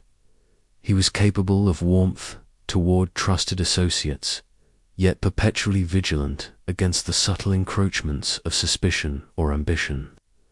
Relationships were simultaneously personal and transactional, with gestures of camaraderie and intimidation interwoven into the fabric of daily routine. The cost of maintaining such vigilance was a quiet, ever-present tension, yet it was balanced by the satisfaction of order achieved through meticulous oversight. What does it mean to exert influence silently, to maintain power through patterns of attention, calculation, and restraint? For Capone, revenues rose like winter smoke, visible yet intangible, steady, curling, and reshaping the space around him. A quiet affirmation of control achieved without unnecessary disruption. The first light of dawn struggled through the narrow windows of a South Side Chicago office in early March of 1930, casting a gray haze over dust-speckled floors and worn leather chairs. The city outside stirred with the hesitant rhythm of a winter reluctant to relinquish its grip. The streets slick with melting snow and the faint odor of coal smoke rising from chimneys and street vents. Elliot Ness, tall and precise, moved quietly across the room, his polished shoes leaving soft imprints on the floorboards. Each step deliberate, measured, a rhythm that mirrored the careful calculations of a mind devoted to scrutiny and vigilance.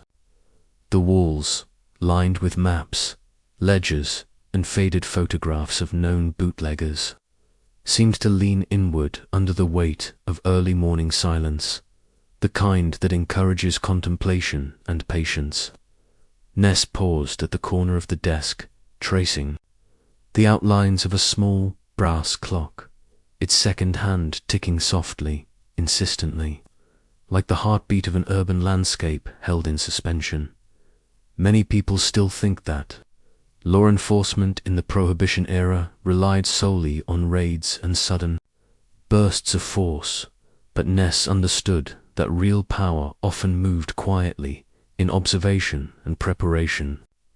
So, what do you think it means to watch without being seen, to anticipate without revealing intention? The office was cold, the soft draft from the window brushing against his coat. But the precision of his motions brought an inner warmth, a focus sharpened by both discipline and necessity.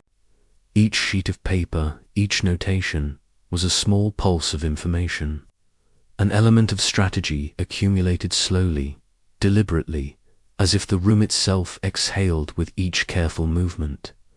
Let's anchor this with a historical fact.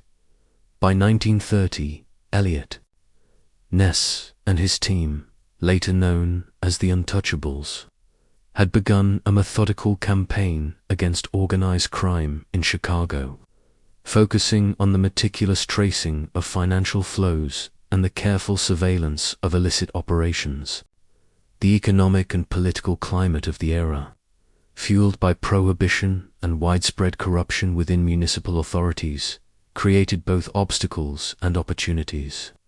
Enforcement required patience, coordination, and a vigilance that transcended simple reaction.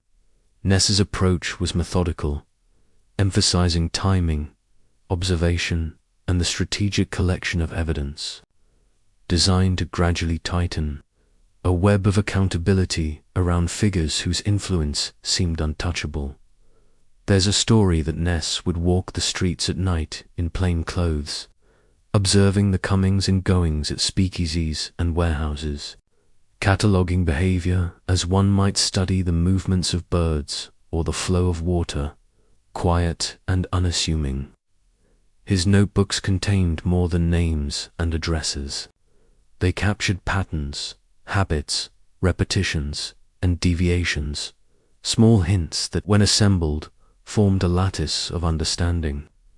Even in the darkest corners of Chicago, under the flickering light of street lamps, the slow accumulation of knowledge allowed him to anticipate moves and countermoves, to position his team in ways that minimized exposure and maximized strategic advantage.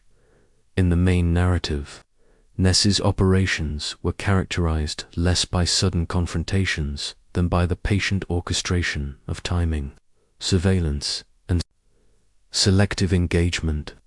Each step was calculated, each decision informed by both historical precedent and careful observation of human behavior. Meetings with his agents were precise, formal, yet imbued with a subtle, almost familial trust, forged through mutual respect and the shared understanding of risk. Conversations were sparse but deliberate.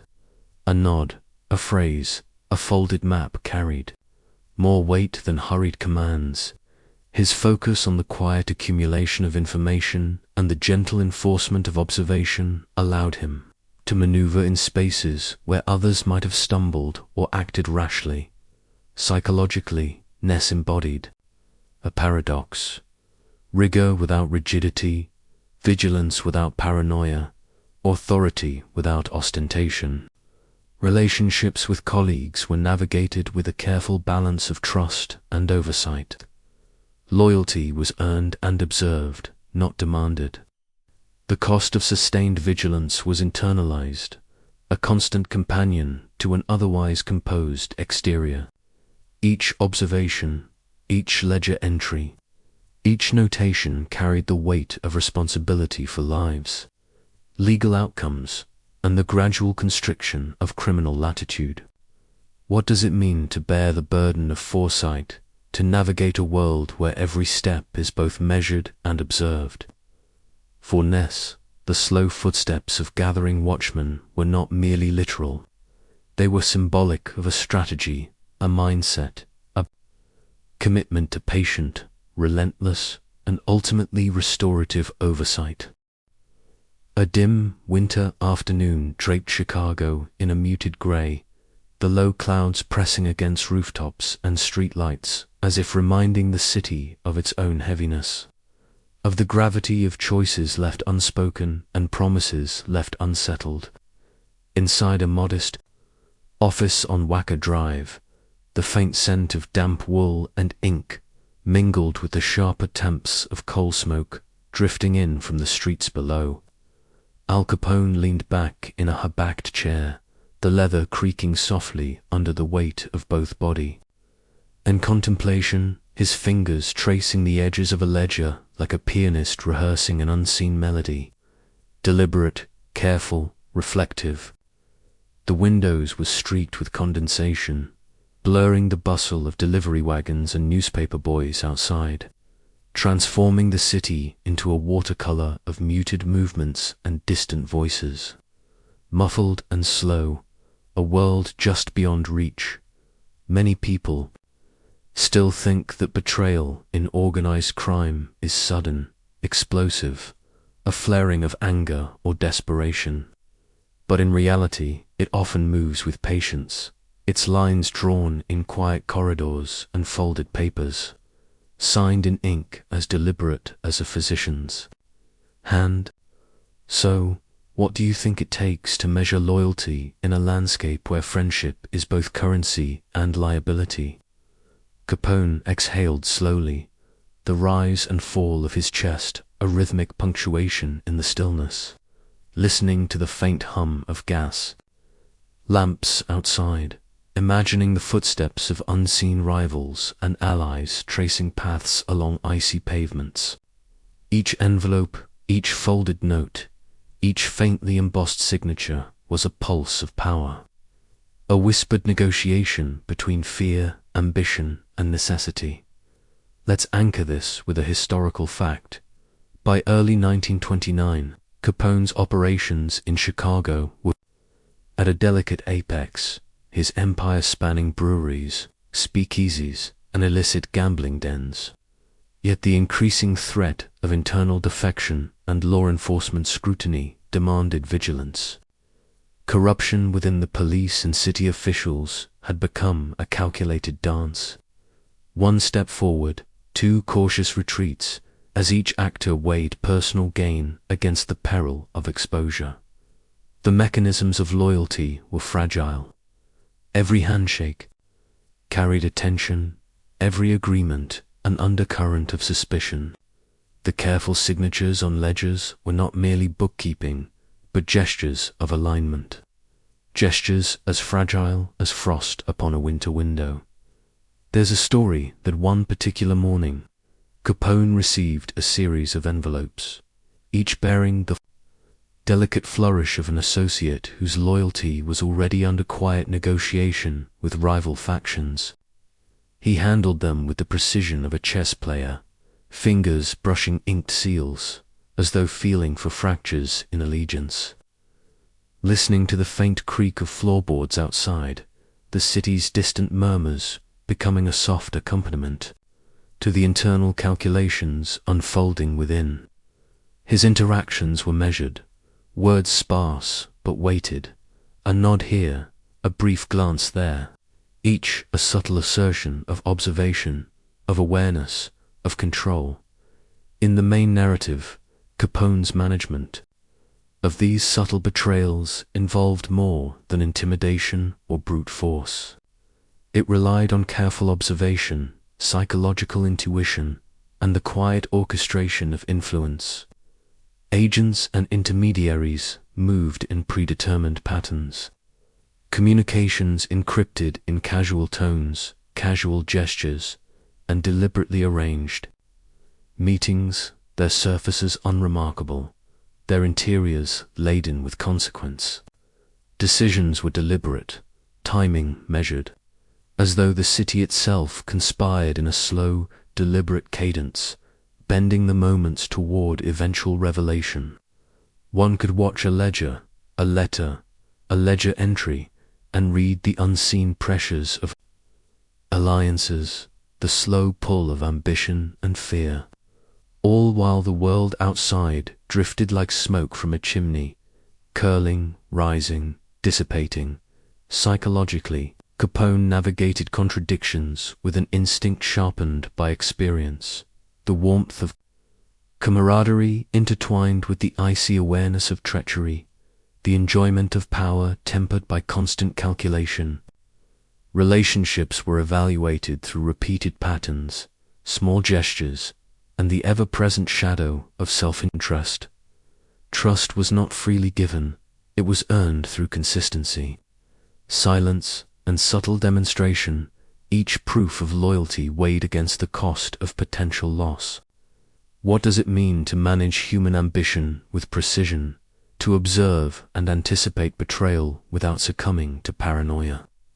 For Capone, betrayal signed with careful hands was both a threat and a tool, a manifestation of the delicate balance between control and entropy, a constant reminder that power is as much about perception as it is about action.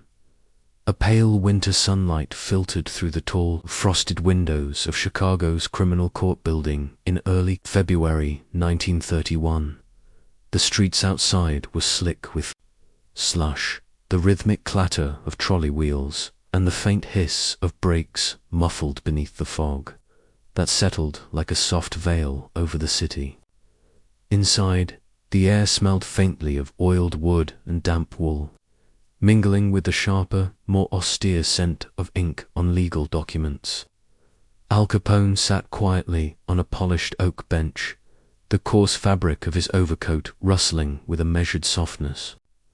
As he adjusted his hat, a subtle ritual of preparation and calm. The room hummed with anticipation and unspoken tension, its high ceilings and carved stonework, amplifying the faint murmurs of clerks and the occasional scrape of shoes against the marble floor. Many people still think that courtrooms are spaces of instant judgment, of stark confrontation, but in reality, they often move with deliberate rhythms, measured and slow, echoing with voices that carry authority and suggestion alike. So, what do you think it means to navigate these rhythms when the stakes are the very essence of survival and reputation? Capone exhaled quietly, allowing his attention to settle on the geometries of shadow and light across the courtroom walls. The way the late afternoon sun struck the brass doorknobs in patterns that seemed almost deliberate. Each gesture, each glance from a lawyer or court officer was recorded in his mind with quiet care, the subtleties of human behavior translated into patterns, signals, and probabilities. Let's anchor this with a historical fact. Capone had already become a symbol of the turbulent interplay between organized crime and law enforcement by 1931. The nation's attention was captivated not by the daily operations of his empire, but by his legal entanglements, a rare stage where the machinery of government could confront the clandestine rhythms of his enterprise. Prohibition had created fertile ground for criminal empires, and the judicial system, constrained by precedent, limited resources, and the threat of corruption, had developed its own careful cadence courtrooms, echoing with the slow, deliberate voices of men attempting to impose order on an unruly world. The choices made within these rooms were rarely about immediate victory, but about positioning, negotiation, and the subtle art of endurance. There's a story that on one particular day Capone listened to testimony with an intensity that belied his calm exterior. A clerk's voice quavered as she recited financial details, the rustle of papers punctuating each figure, each pause hanging in the air like a soft bell toll. His eyes, steady and attentive, followed the subtle shifts of those around him, witnesses, jurors, court officers' edge, movement catalogued and analyzed in quiet calculation. There was no need for sudden gestures or loud protests. Influence in these rooms was a matter of measured observation, of understanding the quiet power of suggestion, of letting others reveal their intentions with minimal interference. The main narrative of Capone's courtroom presence was less about defiance and more about psychological navigation. Every step he took, every tilt of his head, every brief exchange with an attorney carried weight. Discussions of ledgers and ledgers margins, of transactions and thinly veiled threats were dissected not in haste, but in the slow, careful rhythm of a mind accustomed to anticipating outcomes. Dialogues were sparse, yet pointed, the occasional interjection from his counsel punctuating hours of near silence, allowing the natural acoustics of the courtroom to amplify subtle insinuations. There was a choreography in motion, attorneys leaning in slightly, jurors adjusting in their seats. Capone's measured responses mirroring the ebb and flow of quiet tension. Outside, the city's winter haze pressed softly against the courthouse walls, reminding all present that the world beyond these chambers was vast, uncertain, and largely indifferent. Psychologically, the courtroom functioned as a landscape of control and vulnerability for Capone. It was a space where ego, reputation, and practical survival intersected. Trust was a scarce commodity, each word spoken weighed against the unspoken intentions of others. Capone's calm exterior masked a mind tirelessly mapping probabilities, anticipating missteps, and leveraging subtle signals. The contradictions inherent in his presence, assertive yet restrained, imposing yet attentive, revealed a complex negotiation between self-preservation and calculated influence. How does one maintain composure in the face of systemic scrutiny, where each gesture might be magnified and each silence interpreted? Capone understood that the courtroom was a theater of perception, and mastery lay not in dramatic displays, but in the measured accumulation of presence, credibility, and strategic patience. The courtroom was quiet, though not empty. It was early March of 1932 in Chicago, and the afternoon sun had already begun its slow descent behind grey, swollen clouds. The light that entered through the tall, arched windows struck the dust motes in languid, shimmering patterns, painting the room in muted gold and shadow. The air smelled faintly of damp overcoats and polished wood, a scent that seemed almost permanent in spaces of judgment. Al Capone sat rigidly on the edge of the witness bench, his hands folded in a rare gesture of restraint, the soft rustle of his wool suit the only audible movement. Outside, the city's restless hum trolley wheels, distant shouts, the scrape of boots on icy streets was muffled, as if the world itself had paused to witness the unfolding of this delicate, exacting moment. Many people still think that a verdict is an instant, a clap of finality, but in rooms like this, it arrives not with suddenness, but gradually, its gravity settling slowly, softly, over every face, every gesture. So, what do you think it feels like to wait in that pregnant silence, knowing the weight of consequence hangs invisibly, evenly above you? Capone exhaled quietly, allowing his attention to drift over the high ceilings, the carved wooden benches, the brass filigree on the doors. Every line, every shadow, seemed to whisper secrets of those who had walked these floors before, of the ways power could be measured not in force, but in patience, in observation, in the meticulous alignment of actions and words. Let's anchor this with a historical fact. By the early 1930s, Capone's empire was already legendary, built on the turbulence of Prohibition-era Chicago. Law enforcement, hobbled by limited forensic technology and pervasive corruption, was only beginning to develop methods that could reach men like him. The courtroom, with its formal rituals and careful protocols, represented a rare environment, where the machinery of the law could, in theory, intersect with the meticulous strategies of organized crime. Yet, even here, the battle was subtle, calculated, almost invisible to the untrained eye. There's a story that, during the final deliberations, Capone did not pace or fidget as many would expect. Instead, he settled into the rhythm of the room, listening to the shuffling of papers, the whispered exchanges among clerks, the faint coughs of the jurors. Each sound was catalogued, each glance noted. The lawyers spoke softly, carefully, their words measured and deliberate. Capone's mind, like a pendulum, swung gently between external observation and internal calculation, weighing probabilities, recalling patterns, and imagining futures. He knew the verdict would be more than a legal pronouncement. It would reverberate through his networks, influencing loyalties, altering perceptions, reshaping the delicate geometry of trust he had so painstakingly constructed. The narrative of that day was dominated by these quiet interactions. Witnesses offered testimony with subdued voices. Clerks' hands trembled slightly as they passed documents, the soft scrape of inked pages punctuating the silence. Every movement was noted, not in haste, but in methodical attention. Capone's gestures were minimal.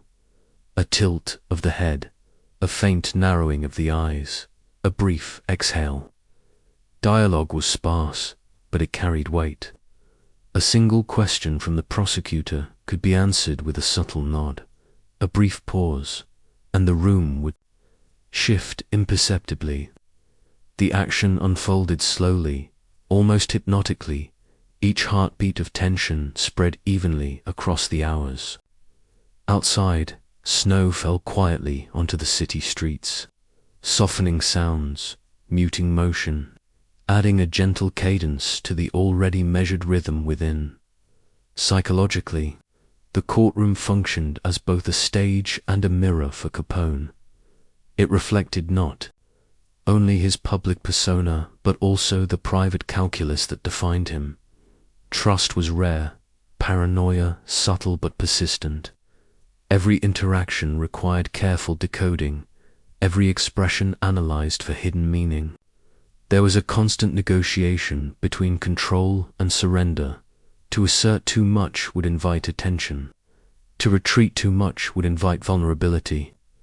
Capone's patience, cultivated over years of navigating shadows and whispered deals, allowed him to inhabit this space fully, reading its cues while maintaining a composed exterior. How does one hold power in silence, letting others reveal themselves in their own movements and speech? Capone's mastery lay in the subtle orchestration of observation, the quiet accumulation of influence, and the steady, hypnotic rhythm of his presence. The winter light filtered through narrow, barred windows, casting elongated shadows across the gray stone floors of the federal penitentiary in Atlanta. It was a late December afternoon in 1932, and the wind outside whispered through the barren trees, carrying with it a faint hint of snow that had yet to settle on the city streets. Inside, the air was cool, tinged with the subtle, unremarkable scent of damp concrete and iron. Al Capone moved quietly along the corridor, his boots tapping softly, a slow, deliberate cadence. Each step measured, each breath controlled, as if the very walls of confinement demanded a rhythm to match their unyielding permanence. Many people still think that a life behind bars is chaotic, defined by abrupt changes and unexpected upheaval. But in spaces such as this, days fold into one another with a quiet regularity, each routine a buffer against the restlessness of the mind. So, what do you think it feels like to adapt to stillness, to allow movement to be measured, and the small, ordinary rituals to provide structure amid absence of freedom? Capone's morning began with the routine inspection of his small cell, the precise folding of garments, the adjustment of his chair near the window so that the weak afternoon light fell evenly across the page he intended to write on, should he choose to write. Let's anchor this with a historical fact. After his conviction for tax evasion in October 1931, Capone was transferred to the Atlanta U.S. Penitentiary in early 1932, a facility designed for long-term confinement and discipline.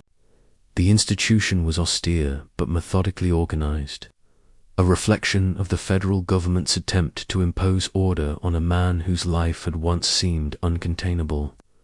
Guards followed strict routines, meal times were precise, and cells were maintained under constant observation. Even letters from outside underwent careful scrutiny. Within this framework, Capone's world became smaller, compressed, but also, strangely predictably, strange comfort for a man who had spent decades navigating unpredictable networks of crime and influence. There's a story that Capone found solace in the repetition of minor tasks, from polishing the small tin cup he drank from to cataloguing the pages of newspapers delivered each morning. He observed the movements of guards as carefully as he had once studied rivals, noting patterns, habits, and timing. Conversations, when they occurred, were muted, restrained. Every word, every gesture was filtered through a lens of controlled observation. The outside world, with its noise and unpredictability, had been distilled into these few, quiet routines. Even in confinement, his mind sought structure, precision, and understanding, folding the world into patterns as carefully as one folds a letter before tucking it into an envelope within the prison walls. Capone's psychological landscape underwent subtle shifts.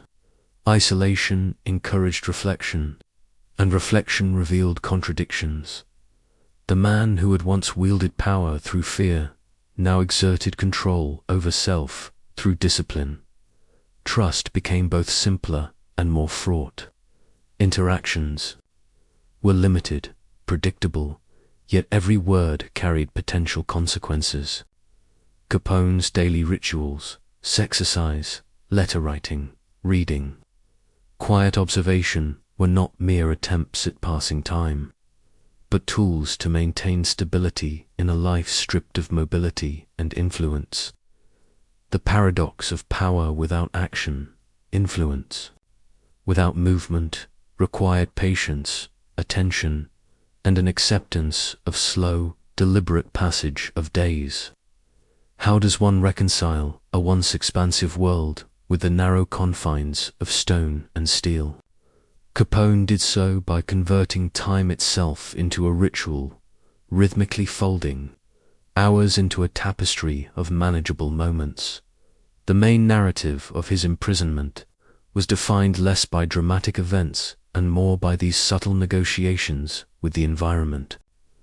A single letter might arrive from his lawyer, carefully monitored by staff, offering updates on appeals or financial matters. He would examine it meticulously, noting phrasing, punctuation, and subtext, as if each sentence contained clues to be deciphered. Meals were routine, quiet, and attended with the same careful attention. Guards' footsteps echoed in corridors, marking time in slow, metronomic cadence. In these moments, tension was not absent, but diffused into a soft, constant awareness. The prison itself seemed to pulse with a rhythm that mirrored the measured breathing of its occupants, and Capone adapted, folded, and synchronized his routines to it, finding, within structure, a strange sense of agency. Psychologically, routines became a scaffold for identity. They allowed Capone to preserve a sense of self beyond the confinement, maintaining habits, gestures, and even minor indulgences that linked him to his former life. He observed himself, observing others, an almost hypnotic introspection, questioning loyalty, patience, and the meaning of control. Every folded garment, every meticulously swept corner, was both act of order and meditation. Capone's life, once defined by chaotic expansion and ever-shifting alliances, had contracted into the careful orchestration of small, precise motions.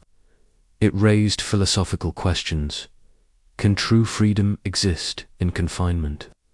Can autonomy be preserved when the world outside imposes limits so absolute that only the mind remains unshackled?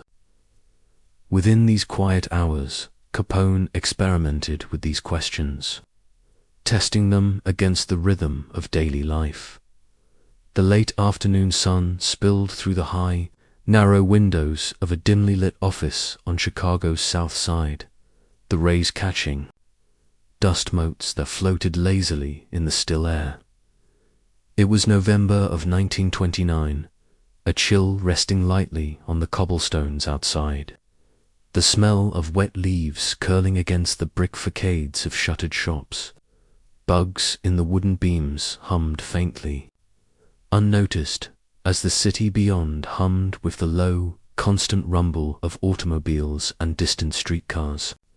In a small office at the corner of Wabash and Harrison, Bugs Moran sat alone, hunched over a ledger that seemed to absorb the fading light, its yellowed pages worn soft from frequent handling. His fingers traced the columns of numbers with a methodical patience, as if each calculation might stitch some semblance of order back into a world that had begun to unravel.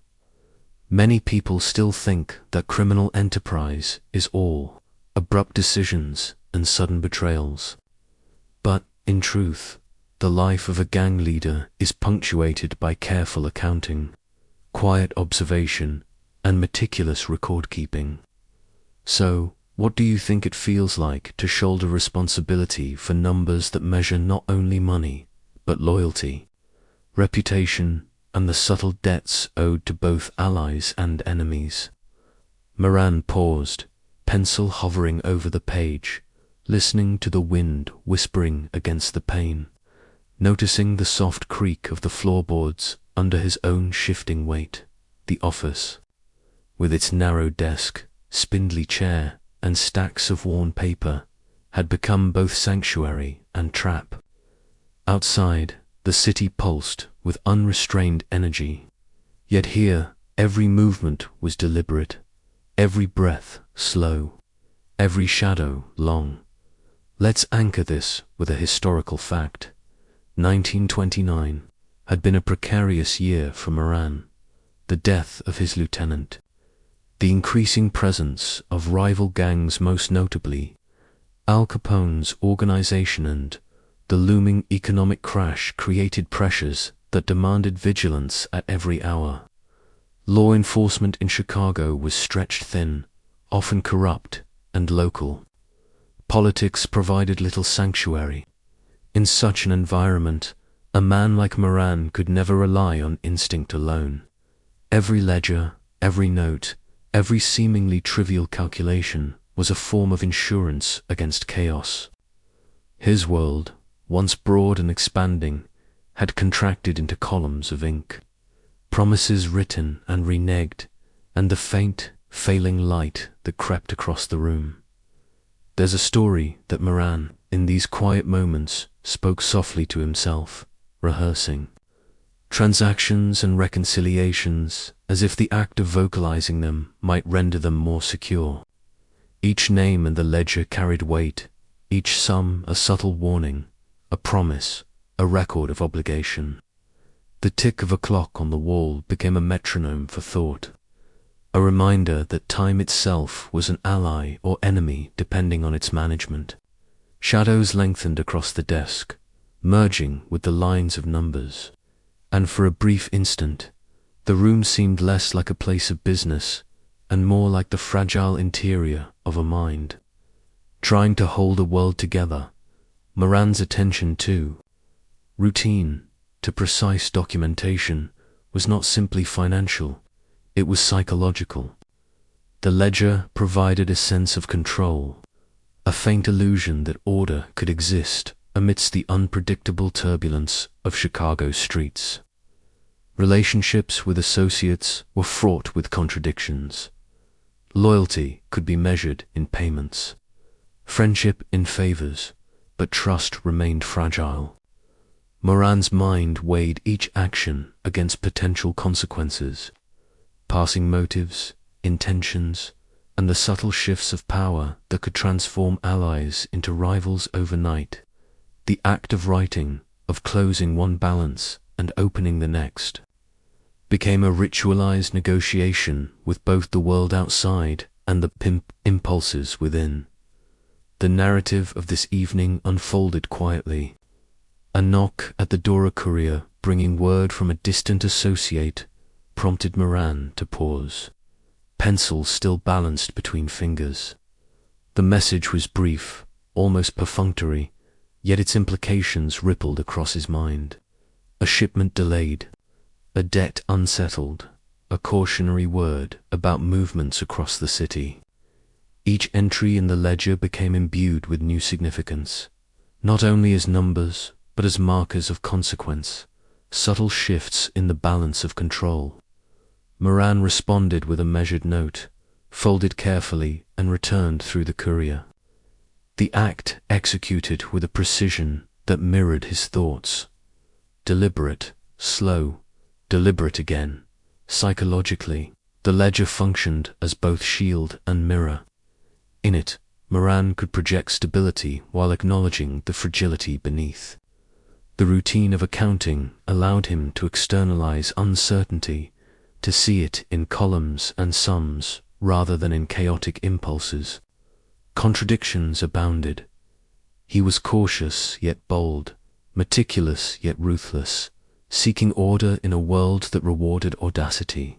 This duality, the tension between control and risk, shaped every interaction, every decision, and every pause. Philosophically, it posed questions. Can a man truly master the chaos around him, or does mastery reside only in the quiet regulation of his own mind? The ledger, closing slowly under fading light, was both answer and question, a symbol of effort against entropy. The street lamps flickered hesitantly along Milwaukee Avenue, their light pooling in irregular shapes across the slick cobblestones. It was late October of 1931, and a fog had settled over Chicago, curling through alleys and between brick buildings like a restless ghost. The air smelled faintly of wet leaves and distant coal smoke, an autumnal perfume that clung to the sleeves of overcoats and the hems of long skirts. Inside a narrow office, tucked above a shuttered saloon, Jaime Weiss sat alone at a worn oak desk, the room heavy with the scent of aging paper and pencil dust. A single lamp burned low, casting golden ellipses on the yellowed pages of ledgers that lay meticulously arranged before him. Each page, each column of ink, seemed to absorb the shadows around it, holding them still, quiet. Measured, many people still think that a criminal life is driven solely by bravado and the clamor of sudden decisions. But in truth, it is often the quietest hands, the ones that tally debts and track obligations, that hold the world together. So, what do you think it feels like to shoulder not only money, but memory, reputation, and the weight of lives folded into careful accounts? Weiss traced numbers with slow precision, pencil moving in deliberate arcs, as if each stroke might anchor fleeting chaos into permanence. Outside, the muffled rumble of streetcars and the distant barking of dogs became a rhythm, a gentle metronome against which he measured both sums and seconds. Let's anchor this with a historical fact. Weiss had risen through the ranks of the North Side Gang during the late 1920s, a period of relentless competition and fragile alliances. The Prohibition era had transformed Chicago into a landscape of profit and peril, where alcohol flowed freely but trust was scarce. By 1931, Weiss was acutely aware that Capone's shadow stretched across the city, an omnipresent reminder that careful accounting could protect or betray its keeper. Law enforcement was inconsistent, sometimes indifferent, often corrupt, and alliances shifted with the changing political winds. In this environment, the ledger became a tool, a weapon, and a form of meditation. There's a story that Weiss, during the quietest hours, would speak softly to himself, rehearsing entries aloud as if the act of vocalizing them could ward off mistakes, missteps, or the subtle encroachments of enemies. Each line carried more than numerical value. It contained implications, obligations, and sometimes veiled warnings. The lamp's glow softened the edges of the room, elongating the shadows of books and pens, turning the small office into a cocoon where time itself seemed to fold gently upon itself. A distant foghorn wavered faintly, and Weiss exhaled slowly, allowing the sound to slip past the anxiety nested in his chest. The narrative of this evening unfolded with careful attention. A note arrived from a trusted associate, folded neatly, bearing news of a delayed shipment and a promise of future delivery. Weiss considered it with calm deliberation, fingers resting lightly upon the paper before transcribing its implications into the ledger. No excitement, no abrupt gestures, only the careful architecture of observation, measurement, and verification. Outside, the fog thickened, swallowing the faint clatter of traffic and muffling footsteps. Inside, the ledger grew heavier with meaning, each entry a testament to both vigilance and foresight. Psychologically, Weiss' routine was a mechanism of survival. The act of accounting transformed uncertainty into something tangible, a measurable quantity that he could confront and manipulate. He was meticulous, yet paranoid. Meticulous because of the paranoia. His relationships, both personal and professional, existed in a delicate balance. Loyalty was provisional, trust was rare, and every gesture was weighed against potential betrayal. Contradictions abounded. He was cautious but daring, reflective yet impatient, seeking permanence in a world built on impermanence. Each pencil mark represented both control and concession, a dialogue between the self and a city that refused to pause. Philosophically, one might ask, can structure ever truly contain unpredictability, or is it merely a temporary shelter against it? Weiss' ledger offered neither answer nor false promise. It merely held his intentions, neat and finite, in quiet testimony. As the evening deepened into night, the office grew cooler, the lamp's circle of light shrinking into golden warmth. Against the encroaching grey, Weiss leaned back, eyes softening as he regarded the closed ledger. Its pages, now an archive of another day, survived. Shadows pooled in corners and along the ceiling, yet they were no longer threatening. They were companions, a gentle reminder of the passage of time, of the stillness that follows precision. Exhale, settle, soften. The street outside whispered through the fog, the city breathing slowly, and within this cocoon of ink, paper, and quiet diligence, a man who had measured both profit and peril could rest, his mind folding into the same gentle rhythm that had guided his pencil for hours. In the dim light, the office transformed into a sanctuary of reflection. The ledger closed softly, as if signaling the end of one chapter and the beginning of another, its inked lines absorbing the shadows like whispered secrets. Jaime Weiss, accountant of ambition and careful decisions, allowed himself a final breath.